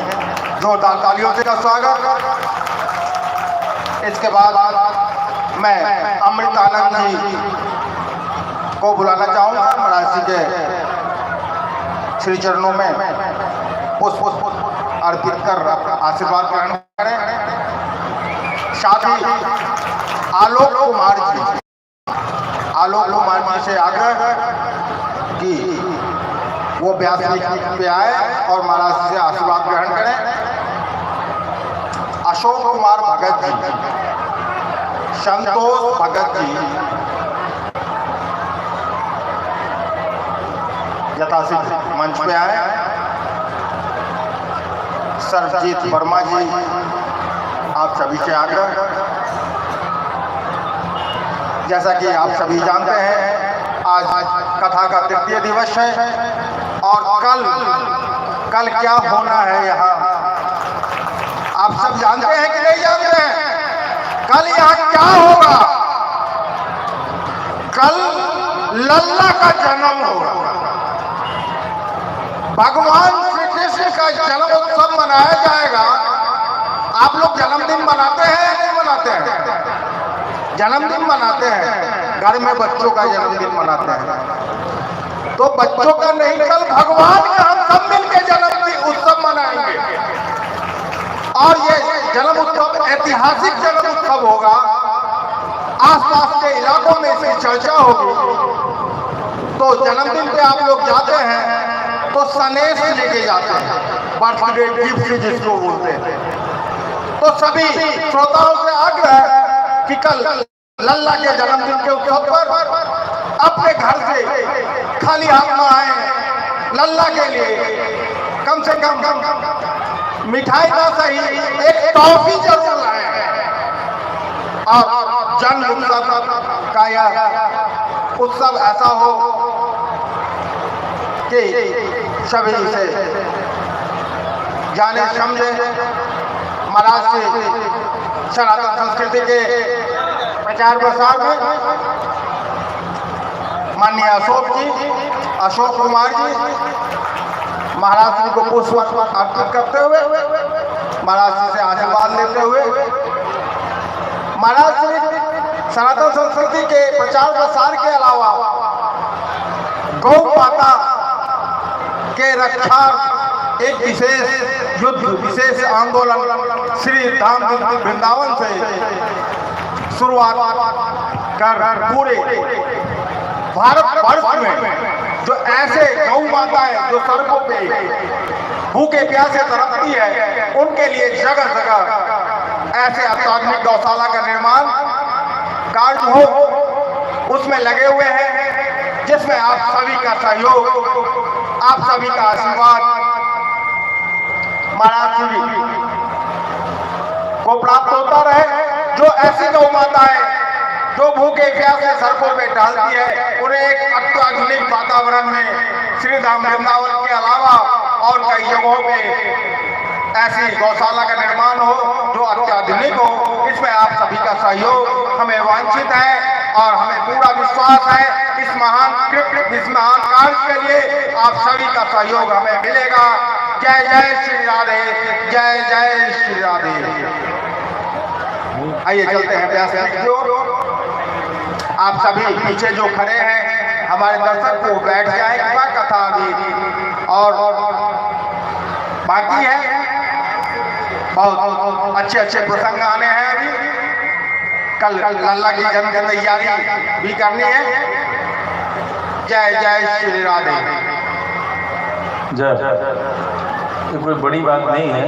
शिव शंकर चले रे बाजार के बुंदिया पड़ने लगी। जब बारात भोलेनाथ की चल रही है तो गंगा मैया अपनी कृपा बरसा। आइए एक छोटी सी और शिव विवाह का आनंद ले ले हम सभी। महाकवि विद्यापति के भाव में ही जब कभी शिव विवाह का गायन करें तो महाकवि विद्यापति के भाव में जाएं। बड़ा सुंदर भाव रहता है और हमारी मिट्टी की भाषा है। जिस पद को सुन करके महादेव थिरक पड़ते थे, आइए उन्हीं एक सुंदर भाव को पुनः हम सभी श्रवण करते हुए आगे राम में प्रवेश करेंगे। हे गौरी कथले करबिया, हे गौरी कथले करब बिया, एहन दिगंबर बुढ़वा बरसा। लाख जुग चारी, 4 लाख वर्ष का जिसका उम्र है, ऐसा दूल्हा मिला। प्रेम चले भक्तवत्सल भगवान की। महाकाल विद्यापति ने कहा कि महादेव का उम्र कितना था? 4 लाख। कथले करब बिया, गौरी कथले करब बिया, इहन दिगंबर बुढ़वा बरसा, इहन दिगंबर बुढ़वा बरसा।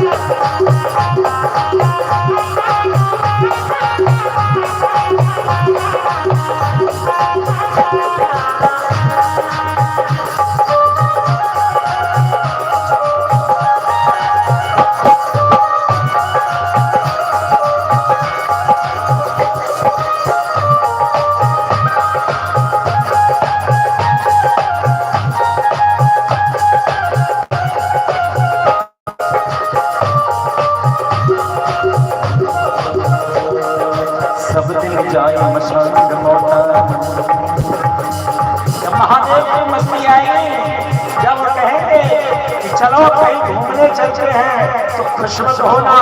वे घूमने भी जाते तो कहा शमशान में जाते हैं।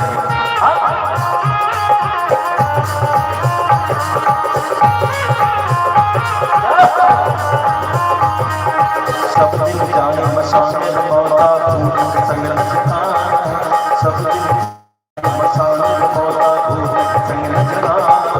रहत होना राम होना उनका लगेगा गाना, उनका लगेगा नाम सोच मरना।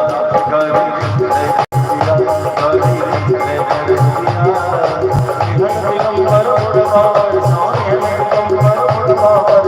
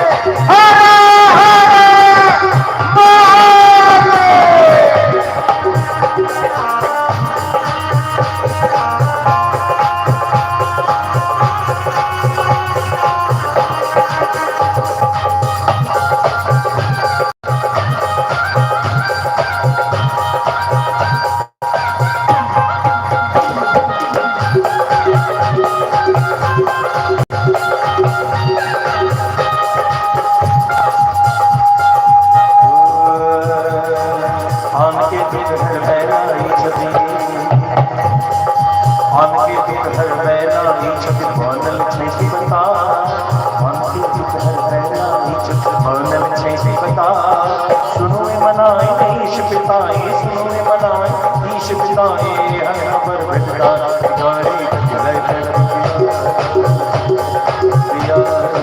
इहन दिगंबर उड़बार सा इहन दिगंबर उड़बार सा दिया कर दिया गारी इहन दिगंबर उड़बार सा इहन दिगंबर उड़बार सा दिया कर दिया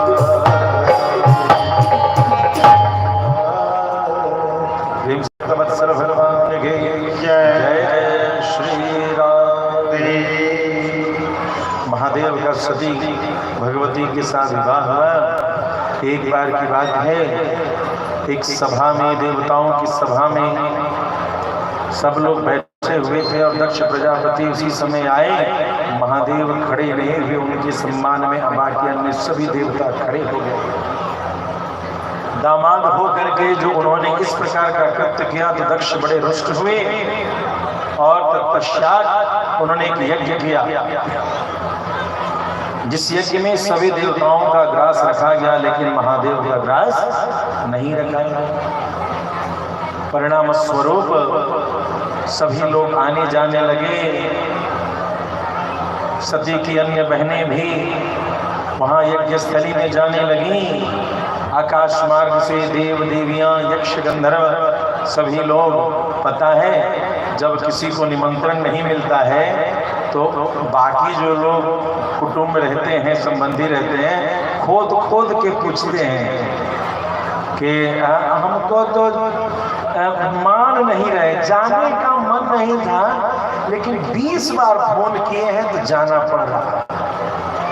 यदि कोई आपको किसी निमंत्रण में नहीं बुलाएगा और आपके कुटुंब संबंधी को पता चल जाए कि इनको नहीं बुलाया गया है तो खोद खोद करके, भले एक के बार फोन पे तैयार हो, लेकिन वो कहेगा क्या, हमको 20 बार सवेरे शाम फोन किए हैं कि आप नहीं आइए तो जज्ञे नहीं होगा, ब्याह नहीं होगा, शादी मुंडन संस्कार नहीं, आना पड़ेगा आपको, बिना आपके तो सब जज्ञे सुनना लगेगा। ऐसे करके बुलाए हैं तो क्या करें, जाने का तो मन नहीं था लेकिन जा, ऐसे संबंधी लोग करते हैं। यही बात सती के घर भी हो रहा था। कैलाश के बगल से सारी देवी लोग झुमका मंटी का सब आभूषण पहन पहन करके, अरे मैया जरूरत पड़ गई और हमें तो जाना पड़ रहा है, कैसे आज्ञा नहीं मानते, यज्ञ है ना, आपके पिताजी के यहाँ कुछ जा रहे हैं। अब तो भगवती सती ने देखा सब हमी को कोड़ कोड़ के बात कह रहा है, तो सुनते सुनते पिता का घर है, याद आ गया पिता घर की, तो कहा महादेव से प्रभु जाने दीजिए, बहुत समझाया, नहीं समझे तो भगवती सती जाती हैं। वहाँ जा करके उन्होंने अपने पति का अपमान देखा, तो पति के अपमान के कारण सबको श्रापित किया और श्रापित करने के बाद पश्चात भगवती सती ने अपने शरीर को योगाग्नि में भस्मीभूत कर दिया। प्रेम से बोलिए भक्तवत्सल भगवान की। महादेव को जैसे यह पता चला नंदी आदि के माध्यम से, महादेव ने वीरभद्र नामक अपने विशेष रुद्रगण को भेजा और कहा जाओ दक्ष के किए हुए कृत्य का परिणाम से प्रदान करो। दक्ष के यज्ञ में जाते हैं और जा करके दक्ष के यज्ञ में सब कुछ तहस नहस करके अंतिम में दक्ष के सिर को काट देते हैं। जब दक्ष के सिर को काट देते हैं तो सभी देवता महादेव से प्रार्थना करने लगते हैं कि प्रभु ये अमर थे, देव योनि में थे, इनको जीवन दे दीजिए। इस प्रकार से तब महादेव ने आज्ञा की चलिए एक जो पशु मिले सबसे पहला उसका सिर काट करके इनमें जोड़ दिया जाए। सब लोगों ने देखा तो एक बकरा का सिर था, उस बकरे को सिर को काट करके और बकरे के सिर को दक्ष प्रजापति के गर्दन में धड़ में जोड़ दिया। और जैसे ही जोड़ दिया तो बकरे ने सबसे पहले मुख से क्या बोला, बम बम बम। बकरा जो कभी बोलता है तो ध्यान से बम ऐसे करके आवाज आती है, उसने बम बोला, यही बम महामंत्र हो गया और महादेव प्रसन्न हो गए। जिसको वेद की मंत्र नहीं आती हो, जिसको पुराण के मंत्र नहीं आते हो, वह सिर्फ बम बम भी बोलेगा तो मैं उस पर कृपा करूंगा। इसीलिए जब हम सभी बाबा धाम जाते हैं कांवर लेकर के, कोई मंत्र तंत्र याद नहीं रहता है तो बोल बम बोल बम बोल बम बोल बम करते रहते हैं। दक्ष के यज्ञ को प्रसन्न किया और बम शब्द को वरदान दिया कि बम बोलने से मैं बड़ी सरलता से प्रसन्न हो जाऊंगा। इसलिए मनोकामना पूरक शिवलिंग जो ज्योतिर्लिंग है वैद्यनाथ धाम, यहाँ पर सभी लोग एक दूसरे को बम करके बोल रहे होते हैं। आइए भोले बाबा की काशी नगरी चलें। अभी हमारे भोले बाबा हम भक्तों की पुकार सुन करके काशी में अपना दर्शन दे रहे हैं और उस दर्शन से हम सभी हिंदुओं के हृदय में आनंद ही आनंद की बरसात हो रही है। अरे माई अन्नपूर्णा भैरो बाबा रहा कोई बाकी,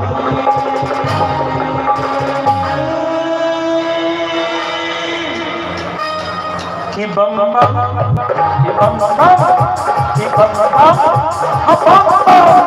कि बम बम बोल रहा है, बम बम बोल रहा है काशी। माई अन्नपूर्णा भैरो बाबा रहा कोई बाकी, कि बम बम सब लोग बोलेंगे कि बम बम कि बम बम बम बम बोल रहा है काशी, बम बम बोल रहा है काशी।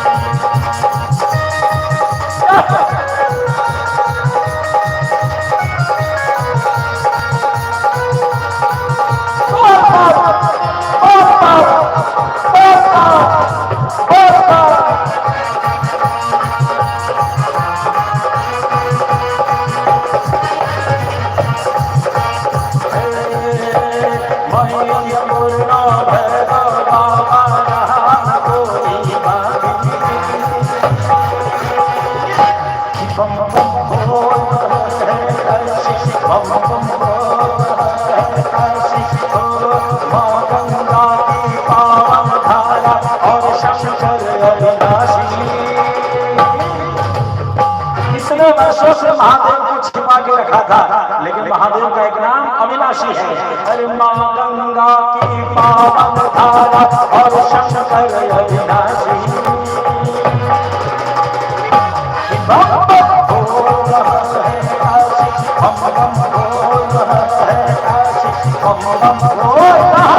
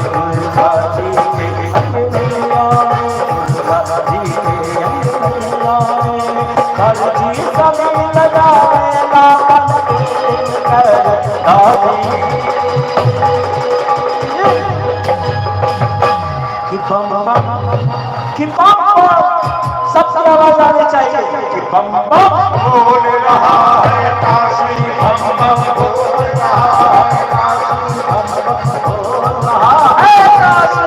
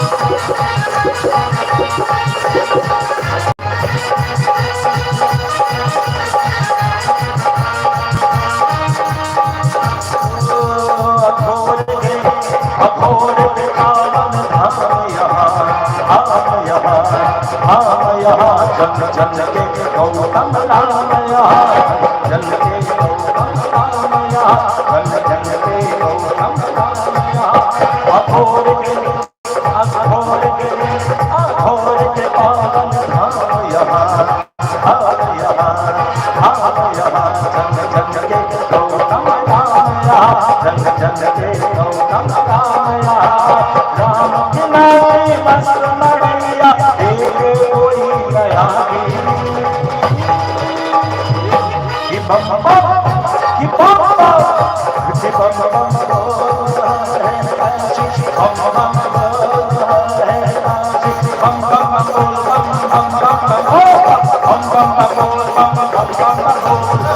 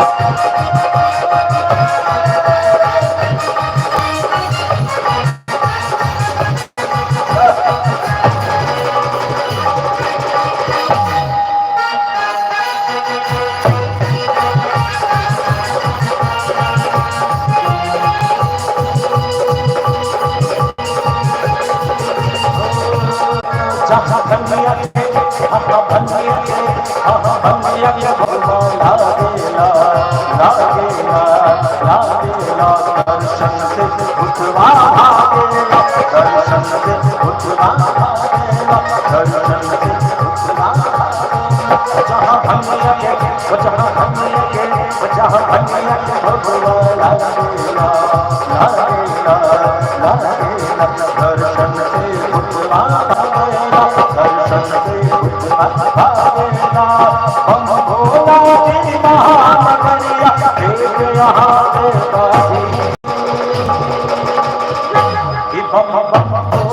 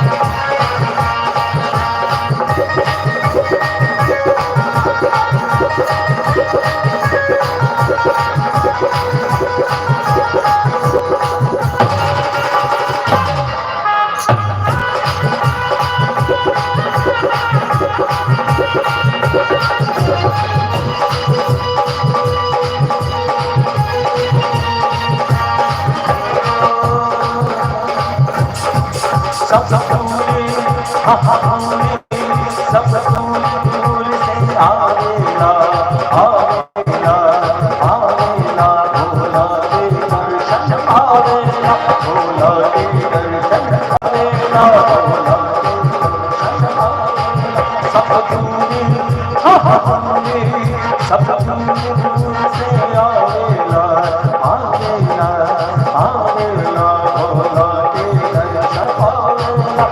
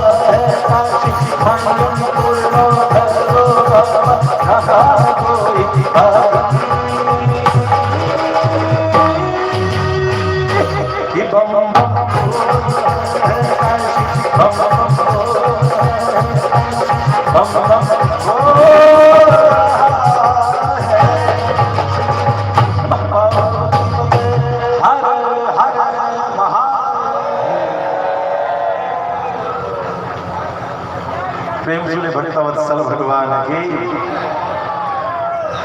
हम सभी ने देखा कि किस प्रकार से महादेव ने सभी के ऊपर कृपा की। अब पहले बेटियों के वंश की चर्चा, फिर ध्यान देंगे। पहले तीनों बेटियों के वंश की कथा कर दी गई। ये ladies first never represent the western culture. हमारे श्रीमद् भागवत में पहले बेटियों के वंश की कथा उपस्थित है। ध्यान देंगे, अर्थात बेटियों को तवज्जो ज्यादा दिया गया। अब आई बेटों की बारी जनाब, और बेटों की कहानियां बड़ी अटपटी हैं। कल नवम स्कंद में हम सभी बेटों की कथा को सुनेंगे तो बड़ा हास्यास्पद और बड़ी रसिक है।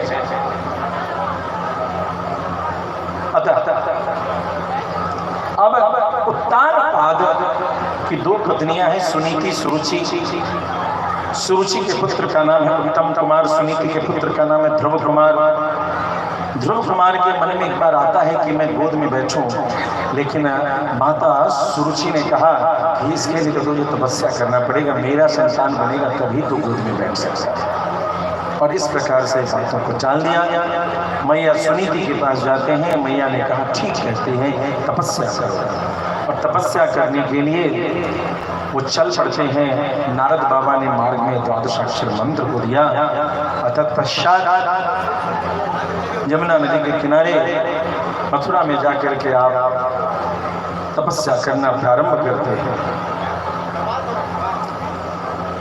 पहले महीने में 3 दिन पर भोजन फल आदि का प्रयोग, दूसरे महीने में 6 दिन पर सूखे पत्ते, तीसरे महीने पे 9 दिन पर श्वास, और चौथे 5 महीने में उन्होंने अपने संपूर्ण सृष्टि को भगवान में कल्पना करके भगवान को हृदय में रख करके संपूर्ण प्राण की गति को भगवान के श्री चरणों में समर्पित करती है। इस संकल्प के होते ही समस्त चराचर के पंच प्राण की गति रुक गई और सभी देवताओं ने ध्रुव जी के लिए भगवान के सामने वकालत की है, प्रार्थना की है। और तब भगवान आते हैं और उन्होंने ध्रुव जी को दर्शन, और मन में दर्शन देने लगे तो ध्रुव जी वही देखने लगे। भगवान ने देखा कि सामने मैं खड़ा हूँ और ये मन को आंख बंद करके देखता है। अंतिम में भगवान ने मन के दर्शन को जब लुप्त किया तो ध्रुव जी ने आंखें खोली तो सामने क्या देखते हैं कि भगवान चतुर्भुजी स्वरूप में है। भगवान ने पूछा ध्रुव क्या चाहते हो, कुछ कहो।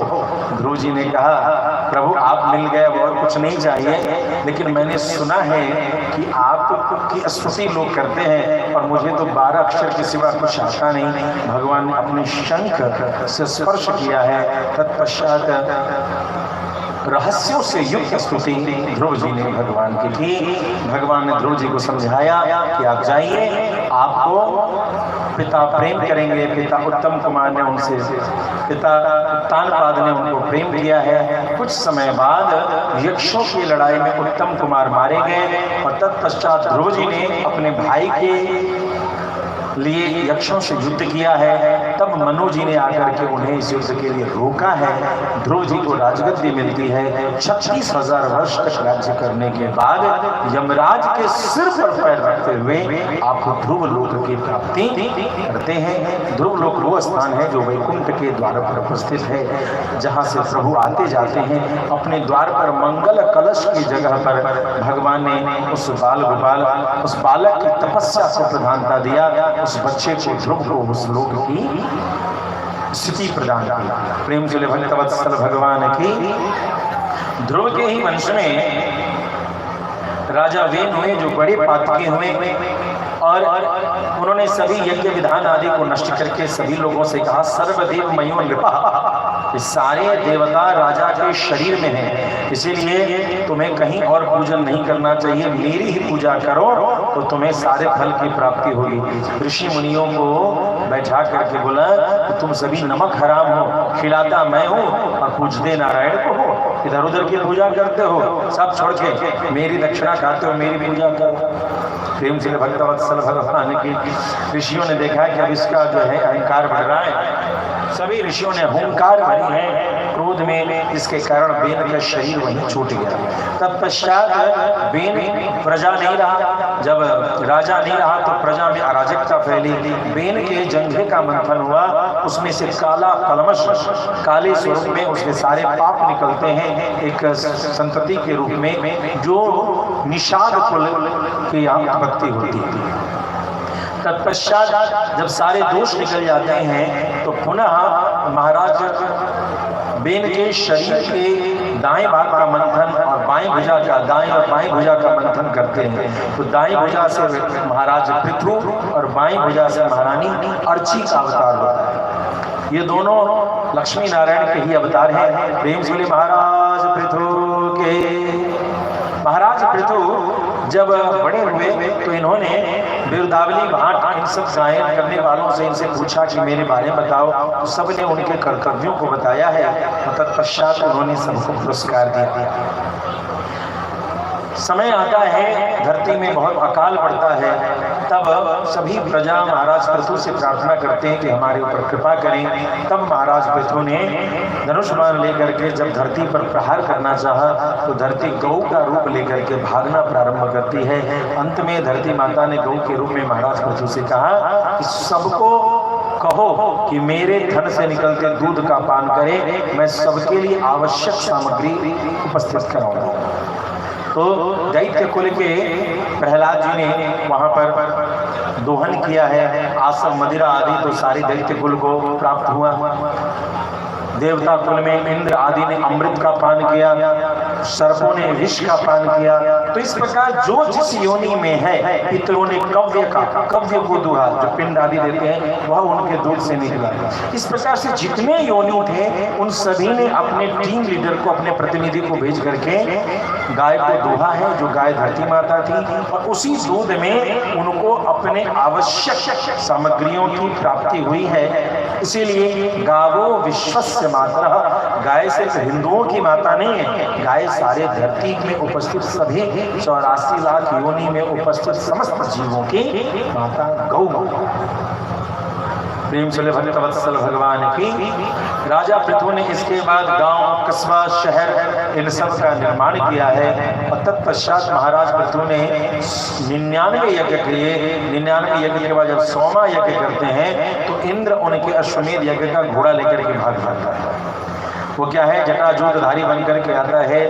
अत्रि मुनि आचार्य है, अत्रि मुनि ने इशारा किया, देखो देखो इंद्र लेके भाग रहा है। अब उसको पकड़ने के लिए गए तो इंद्र ने क्या किया, अपना जो नख, शिख, जटा आदि बनाया था उस रूप का त्याग किया और भागते चले गए। सब लोग वहां पहुंचे तो उनको इंद्र का आडंबर का स्वरूप तो मिला, लेकिन इंद्र नहीं मिले तो फिर इशारा किया कि उधर गया। और इस प्रकार से इंद्र से पकड़ करके बार बार इंद्र घोड़ा पकड़ते, भागते, अलग अलग रूप लेकर के, और उन सभी रूपों को छोड़ करके इंद्र भागता है और घोड़े को लेकर के रखते हैं। और इस प्रकार से इंद्र इस अनेकानेक जिस विभत्स स्वरूपों को धारण करके भाग रहे हैं, किसी के नख बड़े बड़े, किसी के कपड़े मैले कुचैले, किसी की जटा जूट मैले कुचैले, कोई शरीर में मन लगाए हुए, इस अनेकानेक स्वरूप में जो इंद्र ने लीला किया है घोड़े की चोरी का, यही सारे रूप पाखंड कहलाए।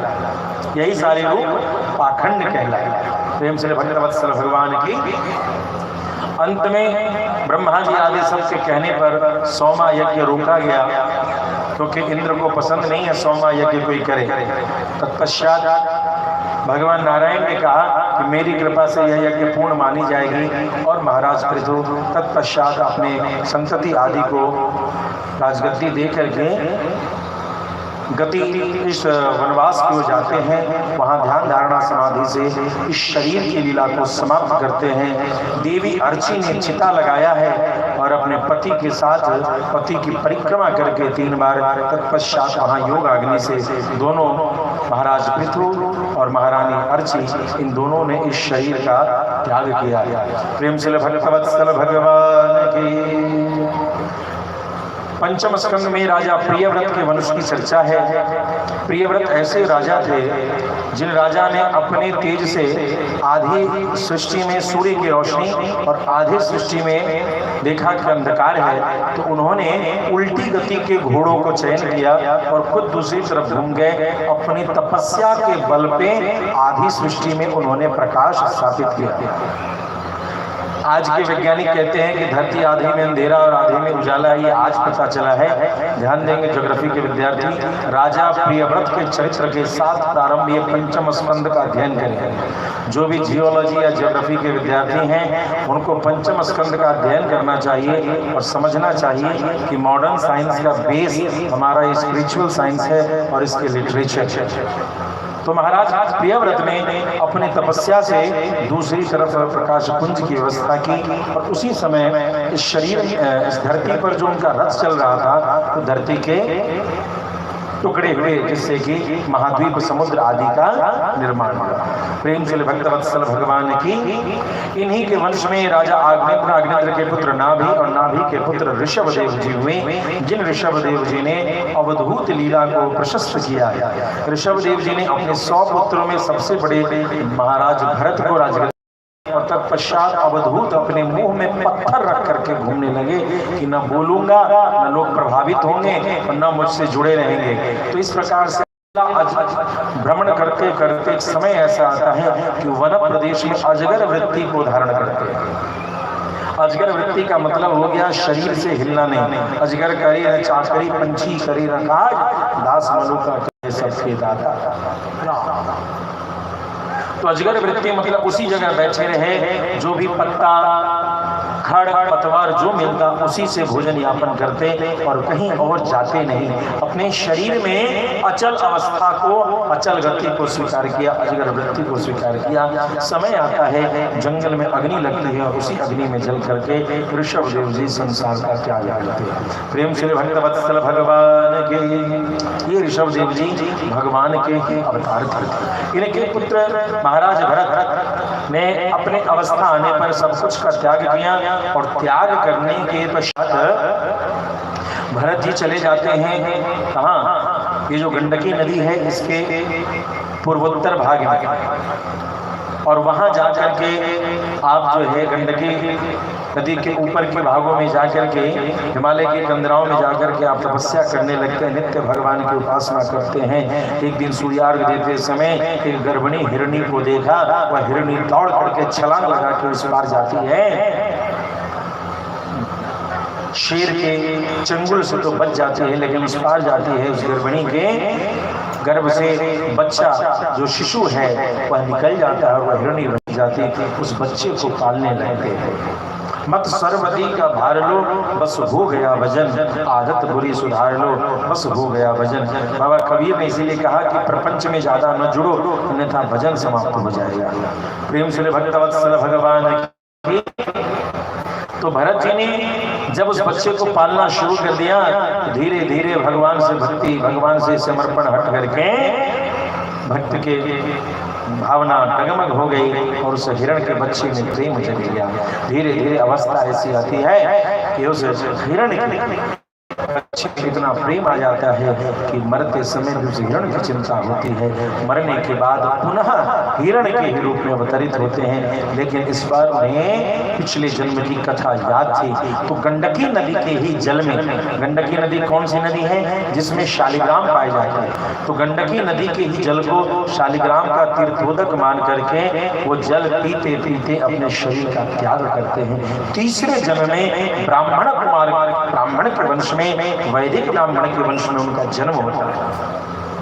जो योग भ्रष्ट होते हैं उनके लिए भगवान ने गीता जी में उपदेश दिया है कि या तो श्रीमताम के है, या तो किसी धनवान के घर में उसका जन्म होगा कि वह दान आदि से अपने करनी को सुधार ले, और या फिर किसी वैदिक ब्राह्मण के घर में जन्म होगा कि वह अध्यात्म से अपनी गति सुधार ले। तो यही स्थिति यहाँ भरत की होती है। भरत उस जन्म में वैदिक ब्राह्मण के घर में जन्म लेते हैं, पूर्व के ज्ञान से युक्त जीवन शैली, इधर संसार के प्रपंच से विरक्त, और इस प्रकार से कुछ भी याद करने को तैयार नहीं, कुछ भी सीखने को तैयार नहीं। पिता के शरीर पूरा होने का जब समय आया तो अपने भाइयों को, अपने बच्चों को उन्होंने इशारा किया कि देखो तुम्हारा ये भाई बड़ा सीधा है, इसका ध्यान रखना, इसकी रक्षा करना। सारे पुत्रों ने वचन दिया कि हम इसका ध्यान रखेंगे। पिता चले गए। भाई तो भाई होते हैं और भाभियां होती हैं। वो खूब बड़ा बड़ा परात में भोजन करता था। प्रेमचूल भक्तवत्सल भगवान के अपने इसी क्षेत्र से एक संपत कुमार भी रहते थे हरिद्वार के आश्रम में, जिनका भोजन जो है बड़का परात में भात खाते थे। जिन्होंने संपत जी को देखा होगा वो जानते होंगे, अपने आश्रम में रहा करते थे, बड़का परात में भात खाते थे। उतना भात 10 आदमी का भात अकेले, लेकिन शरीर में उनका इतना बल रहता था कि एक बोरा चावल में यदि रख दिया और ऊपर ले जाना है 3 तल्ले पर, राजी ऊपर ले जाना है, ऊपर ले जाना है, बड़े सीधे समाटा और ऊपर ले जाते टस से मस। तो ऐसे जड़ भरत आज भी देखने को मिल जाते हैं। तो जड़ भरत रूप में रहते। और एक दिन ऐसा हुआ कि भाभियों ने कहा खाली खाता है कुछ करता नहीं है, पहले क है तब ख है, पहले करे तो खाए, तो क्या काम किया जाए। भाइयों ने सोचा चलो इसको खेती सिखाते हैं। खेती सिखाने गया और दिखाया कि ऐसे फावड़ा चलाना और ऐसे मिट्टी फेंक देना। हाँ भैया ऐसे ही फावड़ा चलाएंगे, ऐसे मिट्टी आप जाइए। और वो फावड़ा लेवे और जहाँ ठोकने को कहा था उसी जगह ठोके और मिट्टी पीछे फेंके, फिर उसी जगह निशाने से ठोके और मिट्टी फेंके। धीरे धीरे भरत जी नीचे की ओर चलते चले गए और बलिष्ठ थे तो मिट्टी सीधा ऊपर फेंकते चले गए। तो खेत में एक जगह कुआं हो गया और एक जगह पहाड़ खड़ा हो गया। शाम को भाई लोग आए, बोले भरत तूने ये क्या किया, ये कैसे खेती की, यहाँ कुआं भरा दिया और पहाड़, अरे तो इस काम के लायक भी नहीं। उनको इसी कारण से घर से निकाल दिया जाता है। भरत जी जंगलों में घूमते रहते हैं।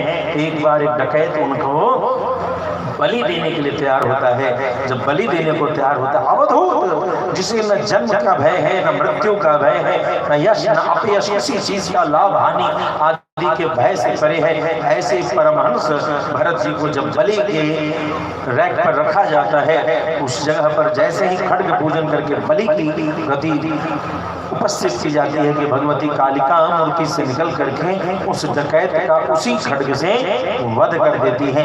प्रेम श्री भक्तवत्सल भगवान की जय।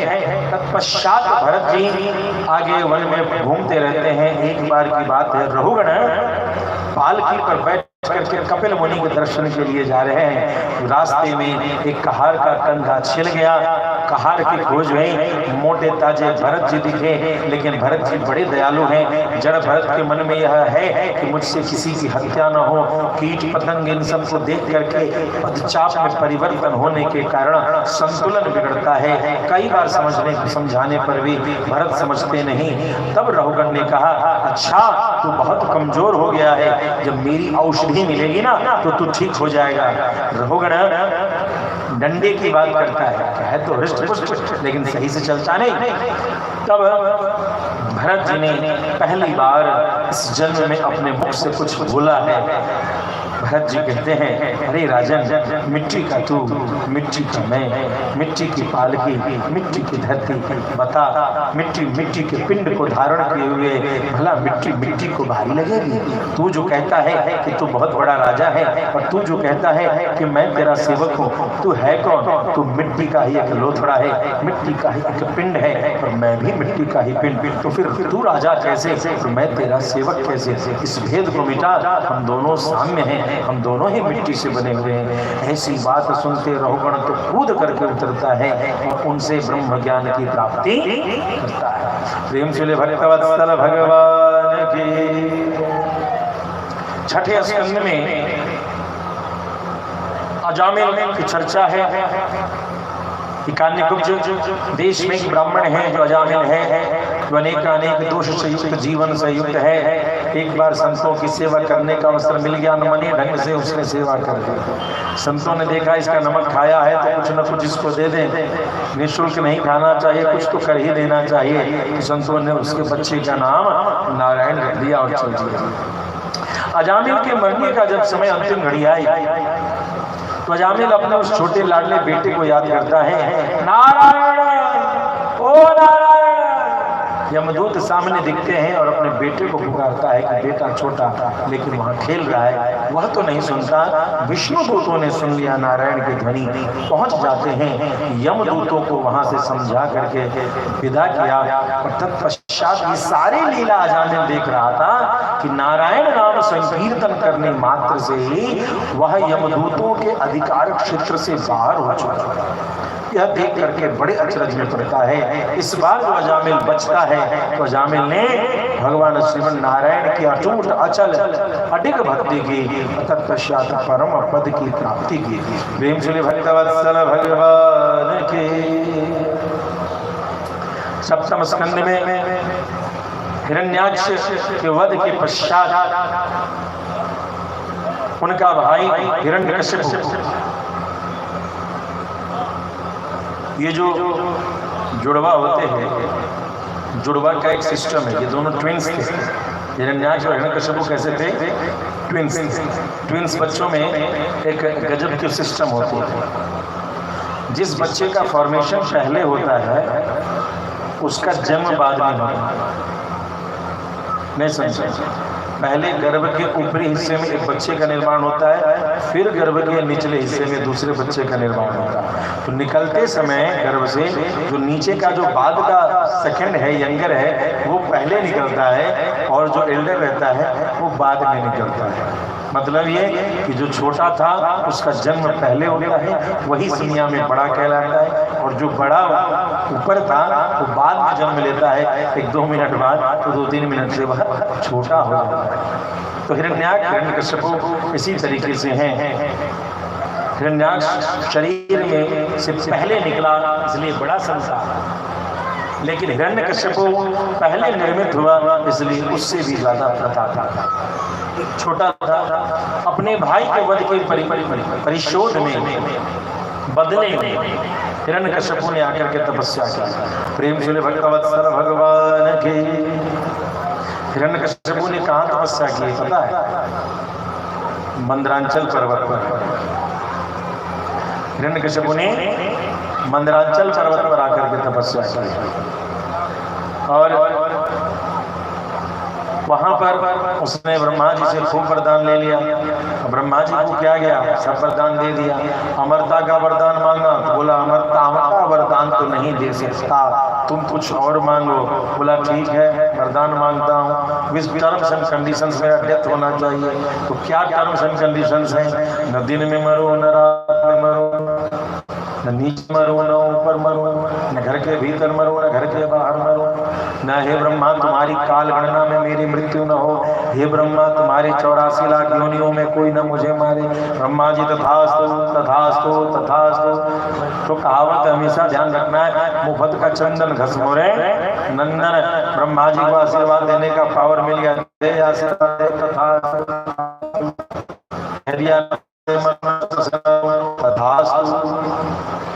तो सारा तथास्तु तथास्तु कह करके ब्रह्मा जी कह रहे थे तो मरेगा क्या मेरी गणना में भी नहीं मरेगा। ब्रह्मा जी तो बोले हे भगवान, इसने तो मुझे खड़े खड़े बेच लिया, ठग लिया मुझे। प्रेम से भक्तवत्सल भगवान की। अब तो ब्रह्मा जी के जो है स्थिति गंभीर हो गई। तो जब भी कभी उलझन हो, पहले जो लोग होते हैं उनको खुद झेलना पड़ता है, और जब झेलने में असफलता हो तब सुप्रीम कोर्ट में फाइल चली जाती है। ब्रह्मा जी ने कहा सरकार, भगवान नारायण ने कहा बोलो क्या बात है? अरे जो देना था सो तो दे दिए, अब आगे क्या होगा? अच्छा दे के चले आए, ठीक है, इस फाइल को यहाँ रखो, समय आएगा इस फाइल को खोल के देखेंगे। अपना फाइल रख दिया वैकुंठ में, भगवान की ये प्रार्थना पत्र रख दिया गया। भगवान उस प्रार्थना के फाइल को रख करके अब लीला की प्रतीक्षा में लग गए। फाइल पेंडिंग में चला गया। सूचना मिल गई कि ऐसा टर्म्स एंड कंडीशन दिया है कि भगवान समय आएगा। इधर है ना हिरण्यकशिपु के पत्नी कयादो बड़ी भक्त परायणा थी। जब वो तपस्या करने गया था तो उसी समय कयादो नारद जी की सन्निधि उसी को प्राप्त होती है, और नारद जी को जो देना था उन्होंने गर्भ में बैठे प्रहलाद को ही सारा ज्ञान दे दिया। प्रेम से भक्तवत्सल भगवान की। हिंग लगे न फिटकिरी रंग में चोखा। अब नारद जी ने अपना रंग चढ़ा दिया और उसी रंग के साथ प्रहलाद का जन्म होता है। प्रहलाद बड़े होते हैं, यज्ञोपवीत संस्कार होता है। यज्ञोपवीत संस्कार के बाद उनको अध्ययन के लिए गुरुकुल भेजा जाता है। गुरुकुल जाते हैं, गुरु जी से कथा प्रारंभ होती है, गुरु जी उपदेश लेना शुरू करते हैं। गुरु जी अनेकानेक प्रकार का उपदेश देकर के समझाते हैं सभी दैत्य कुल के सभी बच्चों को। बच्चों, भगवान कौन है? जो पालनहार है। भगवान कौन है? जो तारणहार है। भगवान कौन है? जो रक्षणहार है। तो तुम्हारा पालन कौन करता है? स्कूल में डोनेशन कौन देता है? महाराज हिरण्यकश्यपु देते हैं। तो भगवान कौन है? महाराज हिरण्यकश्यपु हैं। इस गुरुकुल की मरम्मत कौन करता है? महाराज हिरण्यकश्यपु करते हैं। तो इसके रक्षण करता कौन है? महाराज हिरण्यकश्यपु हैं। तो भगवान कौन है? महाराज हिरण्यकश्यपु हैं। यदि तुम बीमार होते हो तो औषधि की व्यवस्था वैद्यों से कौन करवाता है? तो महाराज हिरण्यकश्यपु करते हैं। तो तुम्हारी तारणहार कौन है? महाराज हिरण्यकश्यपु हैं। तो बताओ भगवान कौन है? तो महाराज हिरण्यकश्यपु हैं। प्रेम से भक्तवत्सल भगवान की। ऐसे बहुत से स्कूल आज भी चल रहे हैं। ऐसे बहुत सारे स्कूल हिरण्यकश्यपु वाले आज भी चल रहे हैं। ये जितने Saint Joseph, Saint Xavier, Saint Loyola, Saint Columbus, कभी इन सेंट के जीवन लाइफ हिस्ट्री को इंडिया के एस्पेक्ट में पढ़ने की कोशिश कीजिए। किसी ने पूरी ऑस्ट्रेलिया को काट करके परिवर्तित करवा दिया। किसी ने गोवा के क्षेत्र में संपूर्ण सभी को कटवा करके धर्मांतरण करवा दिया और वे हो गए Saint. Who are called saint? These are the saints. तो कभी भी saint Joseph, Saint Xavier, Saint Loyola, Saint Columbus, इनके हिस्ट्री को पढ़ें, why they are termed as saints, तब आप अपने बच्चों को उस स्कूल में कभी भर्ती नहीं कराएंगे। कभी भर्ती नहीं कराएंगे। ये हिरण्यकश्यपु के स्कूल है। ये हिरण्यकश्यपु के स्कूल हैं जो वैदिक परंपरा के हमारे बच्चों को रटाते हैं। सनातन धर्म हास्य का विषय है। जिस सुश्रुत ने पहली बार चिकित्सा के विधि को निर्माण किया, फादर ऑफ सर्जरी, वो नहीं हुआ। बाहर के लोगों को वो सारे प्रतिष्ठा दिए। अस्तु उन विषयों में ज्यादा देर नहीं जाऊंगा, समय को लेते हुए, ध्यान रखते हुए। लेकिन यहाँ ध्यान रखेंगे, we are getting biased education in these convent schools. हमें पक्षपाती विद्या की प्राप्ति कराई जाती है। ऐसी विद्या कि हमारी श्रद्धा, भारतीय संस्कृति, भारतीय परंपरा से हमारी श्रद्धा डगमगाए और हम पाश्चात्य संस्कृति की ओर लोभान्वित हों, आकर्षित। तो प्लीज अपने बच्चों को किसी सेंट के नाम के स्कूल में जब भर्ती करें तो उस सेंट के हिस्ट्री को इंडियन एस्पेक्ट से पढ़ें, वैश्विक राजनीतिक में पढ़ें। इस सेंट ने क्या किया? पूरे ऑस्ट्रेलिया की संस्कृति खत्म, पूरे साउथ अमेरिका की संस्कृति खत्म, पूरे यूरोप के कई देशों की संस्कृति खत्म, नॉर्थ अमेरिका की संस्कृति खत्म। जिन्होंने वहां की नेटिव कल्चर को, क्षेत्रीय संस्कृति का नाश करा दिया, वही सेंट कहलाए। प्रेम से भक्तवत्सल भगवान की। बस इन पर रिसर्च कीजिए। आज भी हिरण्यकश्यपु के स्कूल है, उसमें प्रहलाद जी पढ़ने चले गए। कभी कभी बच्चियां चली जाती हैं हमारे यहाँ। अभी कुछ दिनों पहले एक बच्ची चली गई और मेहंदी लगा कर, तो उसको उस पर डंडे पड़े। मेहंदी लगा के क्यों आई? परिणाम स्वरूप अगले दिन सारी बेटियों ने मेहंदी लगाया, तब स्कूल पहुंच गई कि मारो कितने डंडे मारते। एक बार किसी लड़की ने, अभी कुछ दिनों पहले वो एक दुपट्टा का कैंपेन चलाया। हमारी भारत की बेटियां धर्म पे ज्यादा केंद्रित हैं। लड़कों की तो शिकायत पूरे भारत में मिल रही है। किसी को शराब पीने से फुर्सत नहीं, किसी को ड्रग एडिक्शन से फुर्सत नहीं, किसी को बस parties and parties and parties. हमारे हिंदुत्व से मतलब नहीं, हमारे सनातन धर्म से मतलब नहीं। जब उस लड़की को की बात नहीं मानी गई तो सारे नगर की लड़कियों ने साफरन केसरिया रंग का दुपट्टा पहन करके सारे कॉलेज में प्रवेश लेना शुरू कर दिया। कितने दुपट्टे हटाओ। तो ऐसा प्रहलाद आज भी कहीं न कहीं ऐसे हिरण्यकश्यप के स्कूल में आज भी निर्मित होते हैं। यह भारत वर्ष सदैव ही वीरों और वीरांगनाओं की भूमि रही है। आज भी यह कथा चलती है। प्रेम से भक्त वत्सल भगवान की। तो प्रहलाद जी को भेजा गया। जैसे ही गुरु जी यज्ञ कराने गए कि कुछ यज्ञ कराएंगे तो राशन पानी आएगा तो भोजन होगा। इधर गुरु जी छुट्टी पर स्कूल में हो गया, तुम लोग अपना होमवर्क तैयार करो, तब तक हम आएंगे तो अगली पढ़ाई। जैसे ही गुरु जी गए प्रहलाद बैठ जाते। अरे सुनो सुनो सुनो, जो महाराज हैं उनका निर्माण कौन करता है? महाराज जो भोजन करते हैं वो भोजन कौन देता है?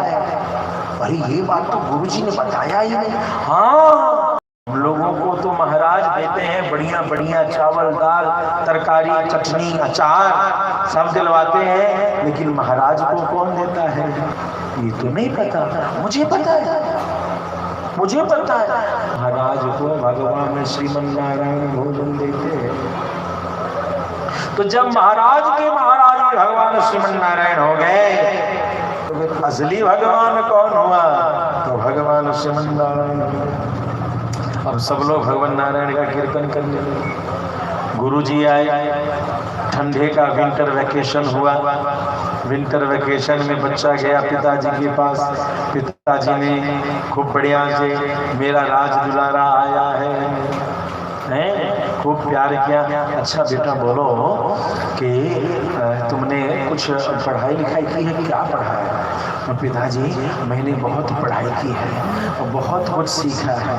क्या सीखा है? तो मैंने ये पढ़ा है कि साधु सज्जन उसी को कहते हैं जो भगवान की भक्ति करता है, इधर उधर दिमाग नहीं ले जाता है। कौन भगवान? भगवान श्रीमन नारायण की जो भक्ति करे उसे ही दुनिया में सज्जन मानना चाहिए। यही सज्जनता का लक्षण। शत्रु का नाम लेते हो कयादू को लगा ये भगवान यही पढ़ के आया। बुलाया गुरु जी इधर आइए, ये क्या पढ़ाया आपने? क्या ये तो मेरे शत्रु को कहता भगवान, यही पढ़ाया। ये भगवान ये आपने क्या क्या क्या? गुरु जी ने कहा नहीं मैंने ऐसा नहीं पढ़ाया। नहीं ठीक से पढ़ाई, ले जाइए। विंटर वेकेशन की छुट्टी के बाद प्रहलाद जी को फिर भेजा गया, फिर पढ़ने गए। फिर पढ़ करके जब समर वेकेशन का टाइम आया, छुट्टी मिली तो फिर घर आए। पिताजी ने खूब बढ़िया से पके आम पके फल खिलाने की तैयारी की। खूब बढ़िया दुलार से बेटे को बगल बैठाया। और राजा बेटा क्या पढ़ के आए? इस बार कुछ पढ़े? अच्छे से पढ़ाई किया कि अपने मन के कुछ कुछ बोलते रहते हो?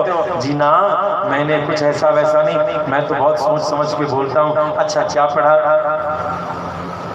भगवान श्रीमन नारायण की नवधा भक्ति, 9 प्रकार से भगवान की पूजा की जाती है। क्या बोलता है? चुप चुप चुप चुप, ये सब बातें सीखा। फिर गुरु जी के यहाँ भेजा गया, बुलाया गया। जब गुरु जी से ऐसी चर्चा हुई तो न मत प्रणीतम न पर प्रणीतम, न मैं बताता हूँ न दूसरा कोई बताता है। यह इसके हृदय में स्वतः प्रस्फुटित ज्ञान है। बड़ी अद्भुत भाव से प्रहलाद जी की स्थिति है। हृदय में भगवान बैठ करके उनको जैसे उपदेश देते हो। पिता ने कहा अब इसको मैं खुद पढ़ाऊंगा। पिता उनको पढ़ाने की सोचते हैं लेकिन नहीं पढ़ पाते। उनकी बातों में उनके रंग में नहीं आ पाते। चढ़े न रंग दूजो, दूसरा रंग नहीं चढ़ सकता। धीरे धीरे स्थिति ऐसी आती है कि पिता रुष्ट होते हैं। पिता ने प्रहलाद जी को सर्पों के गुफा में पटक दिया। विषैले सर्प है साहब, और विषैले सर्प जैसे प्रहलाद जी गिरते हैं सभी ने फुफकार, काटो इसको, कौन आया हमारे साथ? और जब काटने को तैयार होते हैं तो तभी उनके मुख में श्रीमन नारायण नारायण नारायण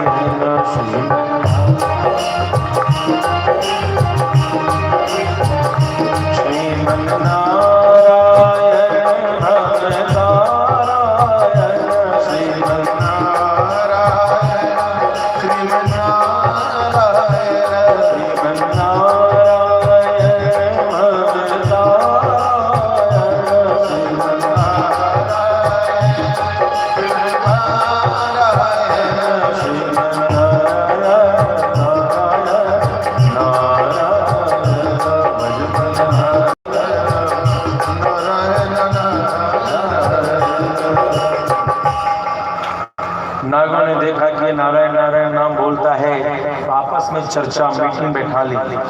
प्रहलाद जी भजन कर रहे हैं, इधर मीटिंग शुरू है। अरे ये क्या मुख में बोलता है, चक्षु श्रवा है, आंखों से उसकी ओठों के ऊपर नीचे जाने की प्रवृत्ति को देख करके नागों ने सोचा, ओहो ये नारायण नारायण नारायण नारायण नारायण नारायण नारायण बोलता है। ये नारायण कौन है?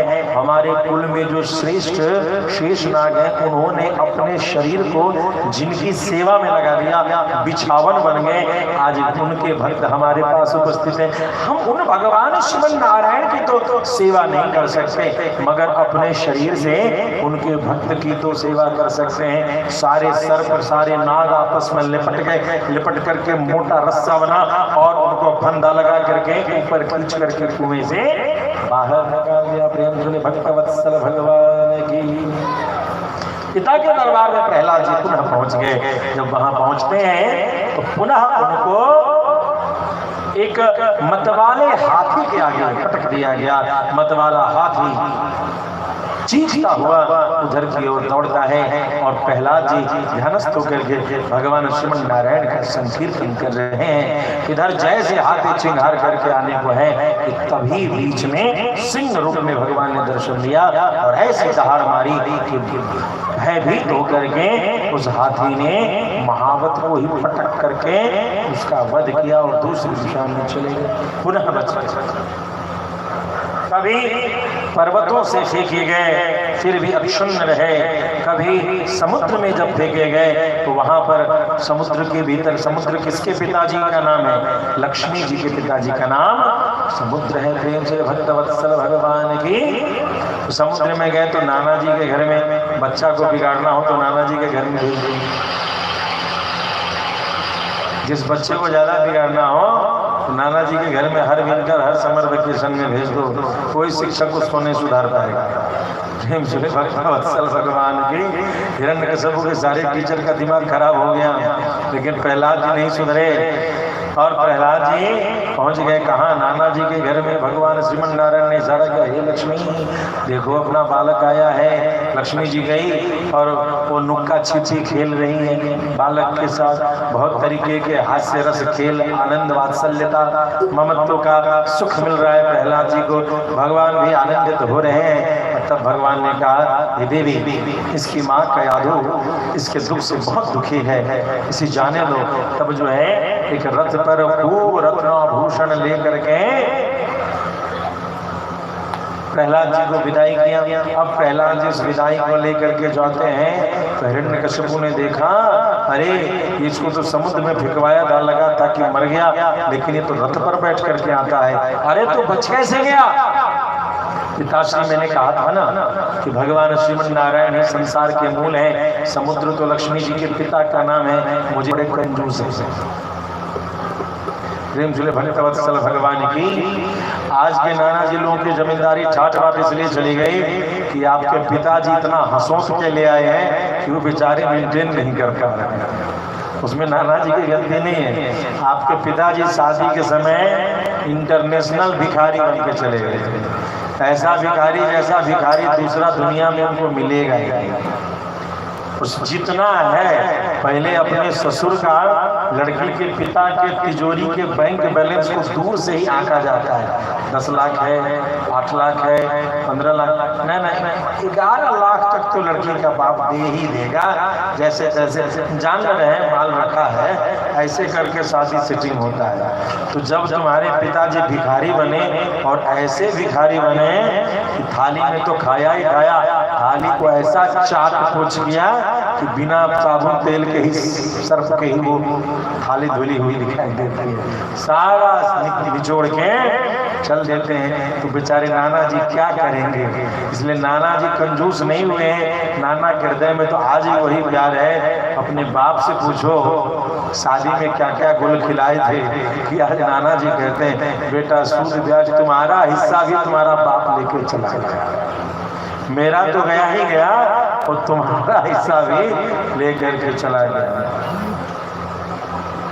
आजकल दूल्हा राजा नहीं होता, बेकार है। दूल्हा राजा आएंगे यानी दूल्हा भिखारी आएंगे, ऐसा गाना बनना चाहिए। तो महिलाओं को गाली सुनाते समय दूल्हा राजा सा हटा करके जो गाली सुनाई जाती है, दूल्हा भिखारी आएंगे, ऐसे करके गाना बनाना चाहिए।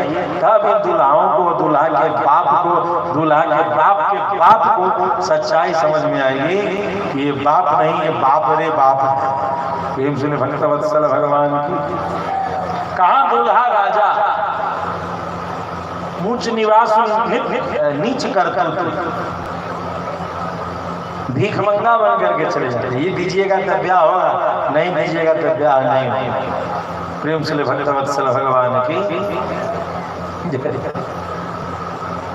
दहेज प्रेम से दिया गया उपहार ही दहेज है। मांगा हुआ दहेज नहीं होता, मांगा हुआ तो गुंडा टैक्स है, उसको गुंडा टैक्स कह सकते हैं, भिखारी कह सकते हैं। इस शब्द का ही उद्बोधन है, वो दहेज नहीं है। दहेज तो अपनी दाया, अपनी बेटी के लिए जो दिया जाए वो दहेज है। और वो हर पिता प्यार से देता ही देता है, हर भाई प्यार से देता ही देता है।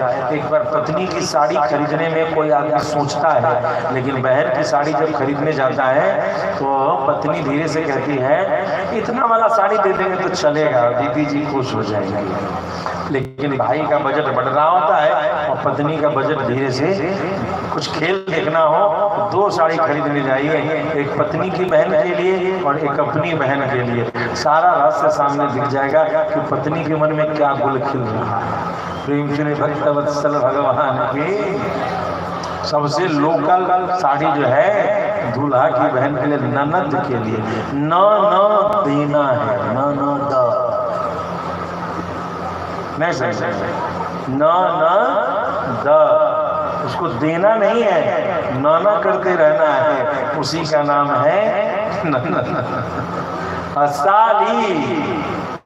साली का मतलब है संस्कृत में वह, वो तो लेवे करेगी ना, नहीं देंगे तो कैसे काम चलेगा। बड़ी जगह हंसाई हो जाएगी, लोग क्या कहेंगे, साली आपकी क्या कहेगी, आप समझते हैं ना।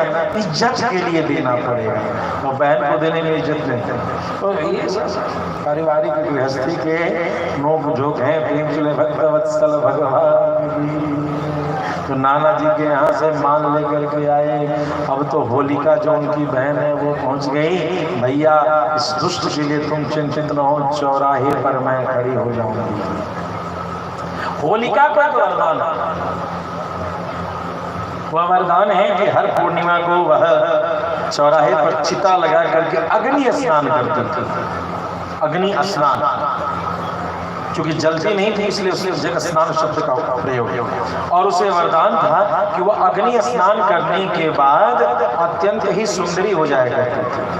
उसके शरीर से अलग तेज आभा निकलता था 1 महीना, और इसीलिए उसे हर पूर्णिमा पर अग्नि स्नान करना होता था। लेकिन वह जलती नहीं थी, एक वस्त्र ऐसा विशेष उसे प्राप्त था। उस वस्त्र को लेकर के होलिका चिता सजाती है और उसी में प्रहलाद को लेकर के बैठ। जैसे ही अग्नि प्रज्वलित होती है, भगवान की कृपा शक्ति के माध्यम से इतनी तेज बवंडर आती है, इतनी तेज आंधी आती है कि वह आंधी वहां पहुंच करके उस कंबल में इतना तेज फड़फड़ाहट का निर्माण करती है कि होलिका के हाथों से वह कंबल छूट जाता है और वह कंबल जो है सो प्रहलाद के चारों ओर लिपट जाता है। होलिका धू धू करके जल के राख हो जाती है और भक्त प्रहलाद सुरक्षित बाल के जो जग गए। प्रेम से भक्तवत्सल भगवान की। अब रही बात भक्तराज प्रहलाद कि इस स्थिति को देख करके हिरण्यकश्यप बड़े अचरज में हैं और हिरण्यकश्यप बार बार स्वयं से प्रहार नहीं करना चाहते हैं, लेकिन बहन के मरने के बाद हिरण्यकश्यप ने प्रहलाद को अपने सामने बुलाया कि रे प्रहलाद, तूने किस नारायण के बल पर मुझसे बैर ठाना है? पिताश्री, मैंने आपसे बैर नहीं ठाना, मैं तो बस सत्य को स्वीकार करने की याचना करता हूँ कि भगवान श्रीमन नारायण ही परम है। बस इतनी श्रेष्ठता को सम्मान कर लें तो आपका भी उद्धार होगा। अरे तेरा नारायण रहता क्या तेरा नारायण कहाँ है? पिताश्री, मेरे नारायण हर क्षण हर कण में सर्वदा विद्यमान है। अच्छा, मुझ में भी तेरा नारायण दिखता है क्या तुझे? हाँ पिताजी, आप में भी मेरे भगवान श्रीमन नारायण दिखते हैं और तुझ में तो मेरे शरीर में भी भगवान श्रीमन नारायण की इच्छा शक्ति से ही, उनकी क्रिया शक्ति से ही मैं कोई कृत्य कर पाता हूँ। अच्छा जी, और इस खड्ग में भी तुझे तेरा नारायण दिखता है? रे मूर्ख! हाँ पिताजी, इस खड्ग में भी जो शक्ति है, तीक्ष्णता है, वह गुण भगवान श्रीमन नारायण के द्वारा प्रकट है। अरे मूर्ख, तुझे मुझ में, तुझे इस खड्ग में, तो क्या इस सामने खड़े हुए खंभे में भी तुझे तेरा नारायण दिखता है? हाँ पिताश्री, मुझ में, तुझ में, खड्ग खंभ में, सब में व्यापे राम, सब में व्यापे राम, मेरे प्रभु हर जगह हमें दिखते। इतना कहना कि उन्होंने गदा उठाई और गदा उठ करके आज तेरे नारायण की खबर लेता हूं। और जैसे ही उस खंभे के पास जाते हैं तो खंभे से सिंह के दहाड़ने की ध्वनि बाहर निकल रही है। अरे ये क्या बोलता है? उस ध्वनि को सुनते हुए हिरण्यकश्यप ने प्रहार किया है। भगवान तो जैसे प्रतीक्षा में थे इस घड़ी के, तुरंत खंभे के टूटते ही भगवान खंभे को फाड़ करके बाहर निकलते हैं। हिरण्यकश्यप अचरज, यह कैसे संभव है? खंभे में कैसे कोई हो सकता है? और उस खंभे से निकल करके भगवान हिरण्यकश्यप के साथ मल्ल युद्ध प्रारंभ करता। युद्ध करते करते बहुत काल गुजर गया, तो सभी देवताओं ने प्रार्थना की कि प्रभु क्षमा करें, अब और हमें भयभीत न करें, हमें त्रस्त न करें, इस दुष्ट का वध करें। खेलते खेलते खेलते भगवान चौखट की ओर ले जाते हैं और चौखट पर अपने जंझर प्रदेश पर हिरण्यकश्यप को लिटा कर पूछते हैं, रे हिरण्यकश्यप, देख अभी दिन है या रात है? ना ये दिन है ना ही रात है, ये गोधूली बेला है। अच्छा, हे हिरण्यकश्यप, देख तू नभ में है क्या तू थल पर है? ना मैं नभ में हूँ ना मैं थल में हूँ, मैं तुम्हारे शरीर पर लेटा हुआ हूँ। अच्छा हिरण्यकश्यप, तुझे ध्यान है, तूने कहा था कि न घर के भीतर और न घर के बाहर, तू अभी कहाँ है? हिरण्यकश्यप का आधा शरीर घर के भीतर, आधा शरीर घर के बाहर था। हिरण्यकश्यप कहता है, न मैं घर के भीतर न मैं घर के बाहर, मैं घर के चौखट पर हूँ। रे मूर्ख, तूने कहा था कि ब्रह्मा की काल गणना में तेरी हत्या न हो, तेरी मृत्यु हो। एक नक्षत्र मंडल की ओर निहार, इस नक्षत्र मंडल को निहार, इस स्थिति को, और बता ये कौन सा मास है, कौन सा पक्ष चल रहा है? संपूर्ण नवमंडल में उपस्थित नक्षत्रों की ओर देख करके हिरण्यकश्यप का ज्योतिषीय ज्ञान धरा का धरा रह जाता है। न चैत्र है, न वैशाख, न ज्येष्ठ, न आषाढ़, ये 12 मास में से कोई महीना नहीं लगता। ऐसे नक्षत्रों की स्थिति कभी नहीं देखी मैंने। रे हिरण्यकश्यप, तेरे वध करने के लिए मैंने एक उत्तम मास का निर्माण कर दिया।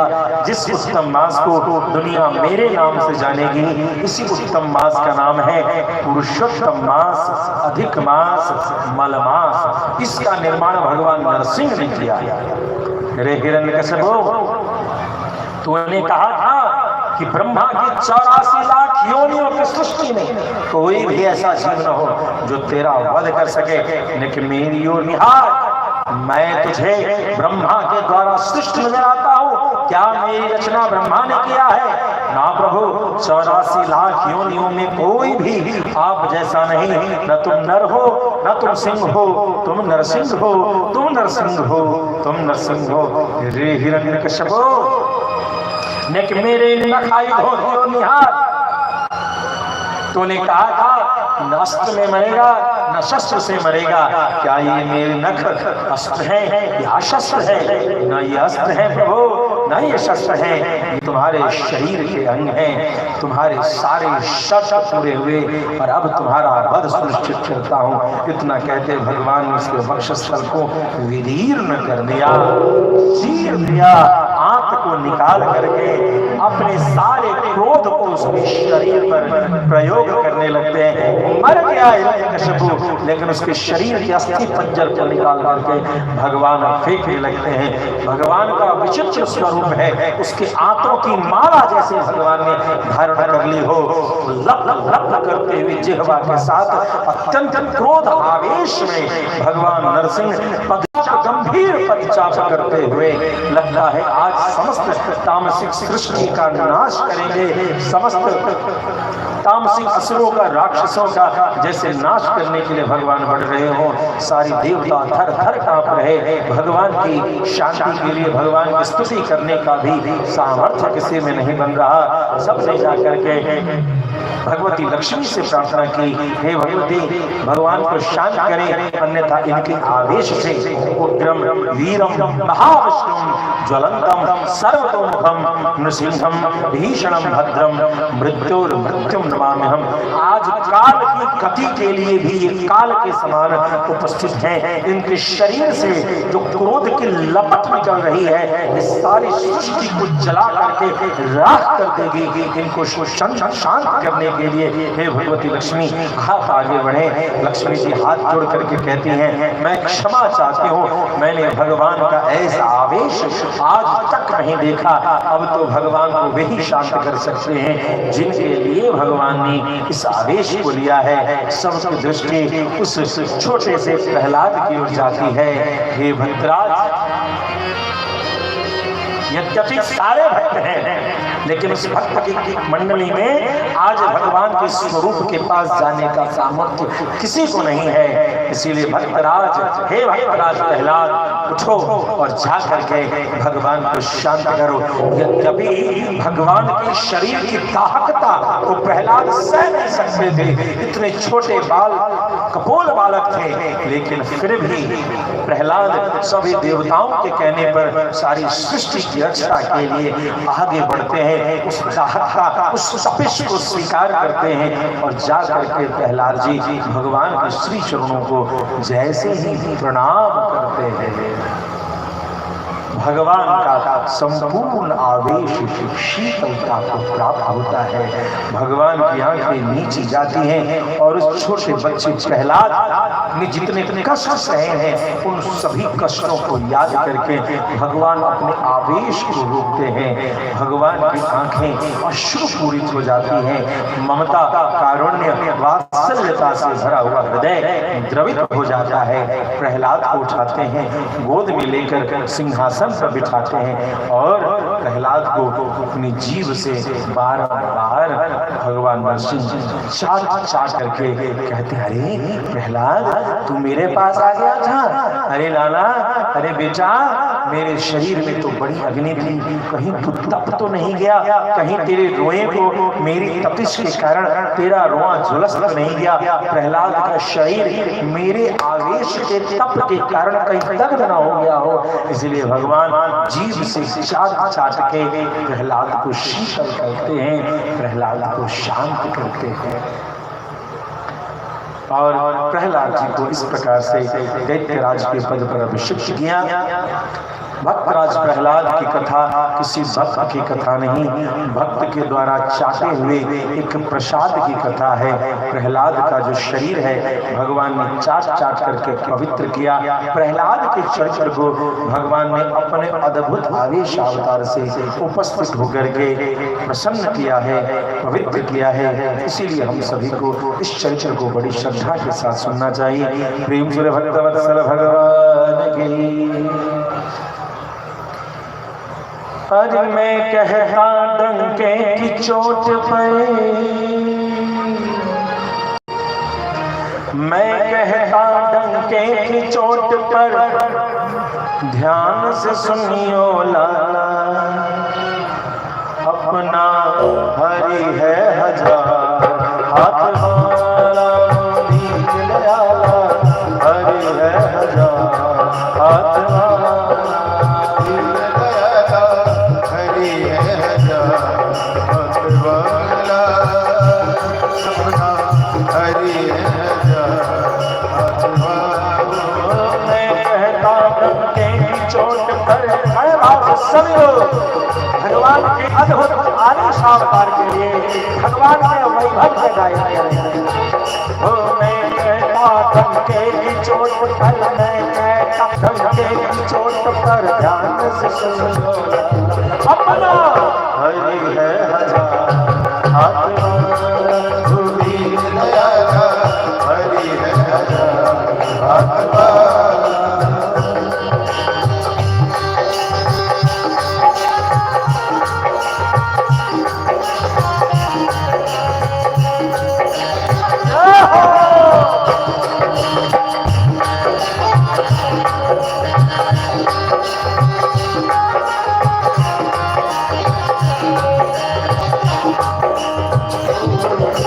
क्या कहना समर्थ साईं का,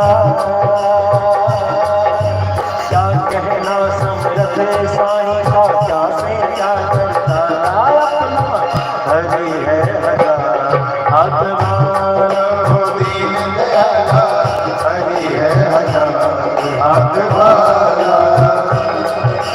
मैं कहता डंके की चोट पर, मैं कहता डंके की चोट पर, ध्यान से सुनो अपना हरि है हजार हाथ वाला, हो दीन दयाला हरि है हजार हाथ वाला।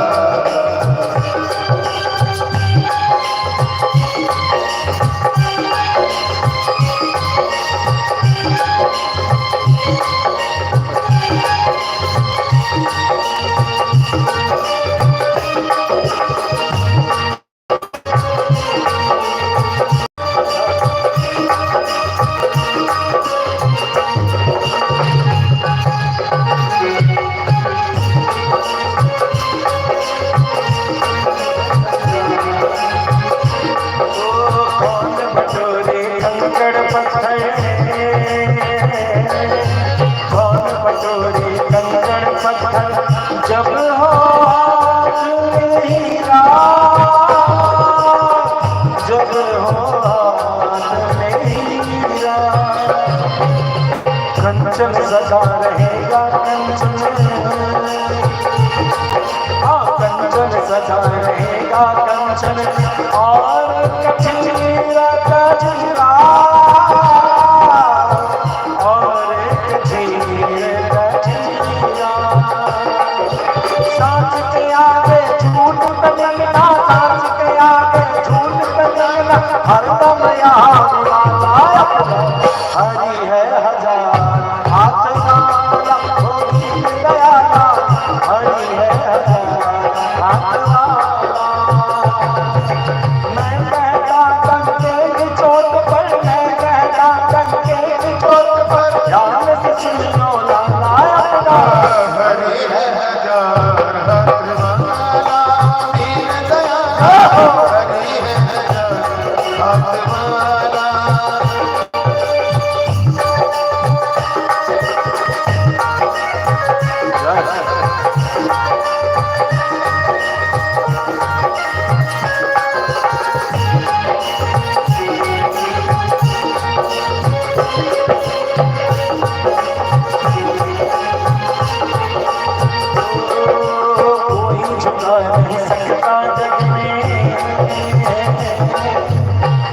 झुका नहीं सकता जग में अपने प्रभु का झंडा,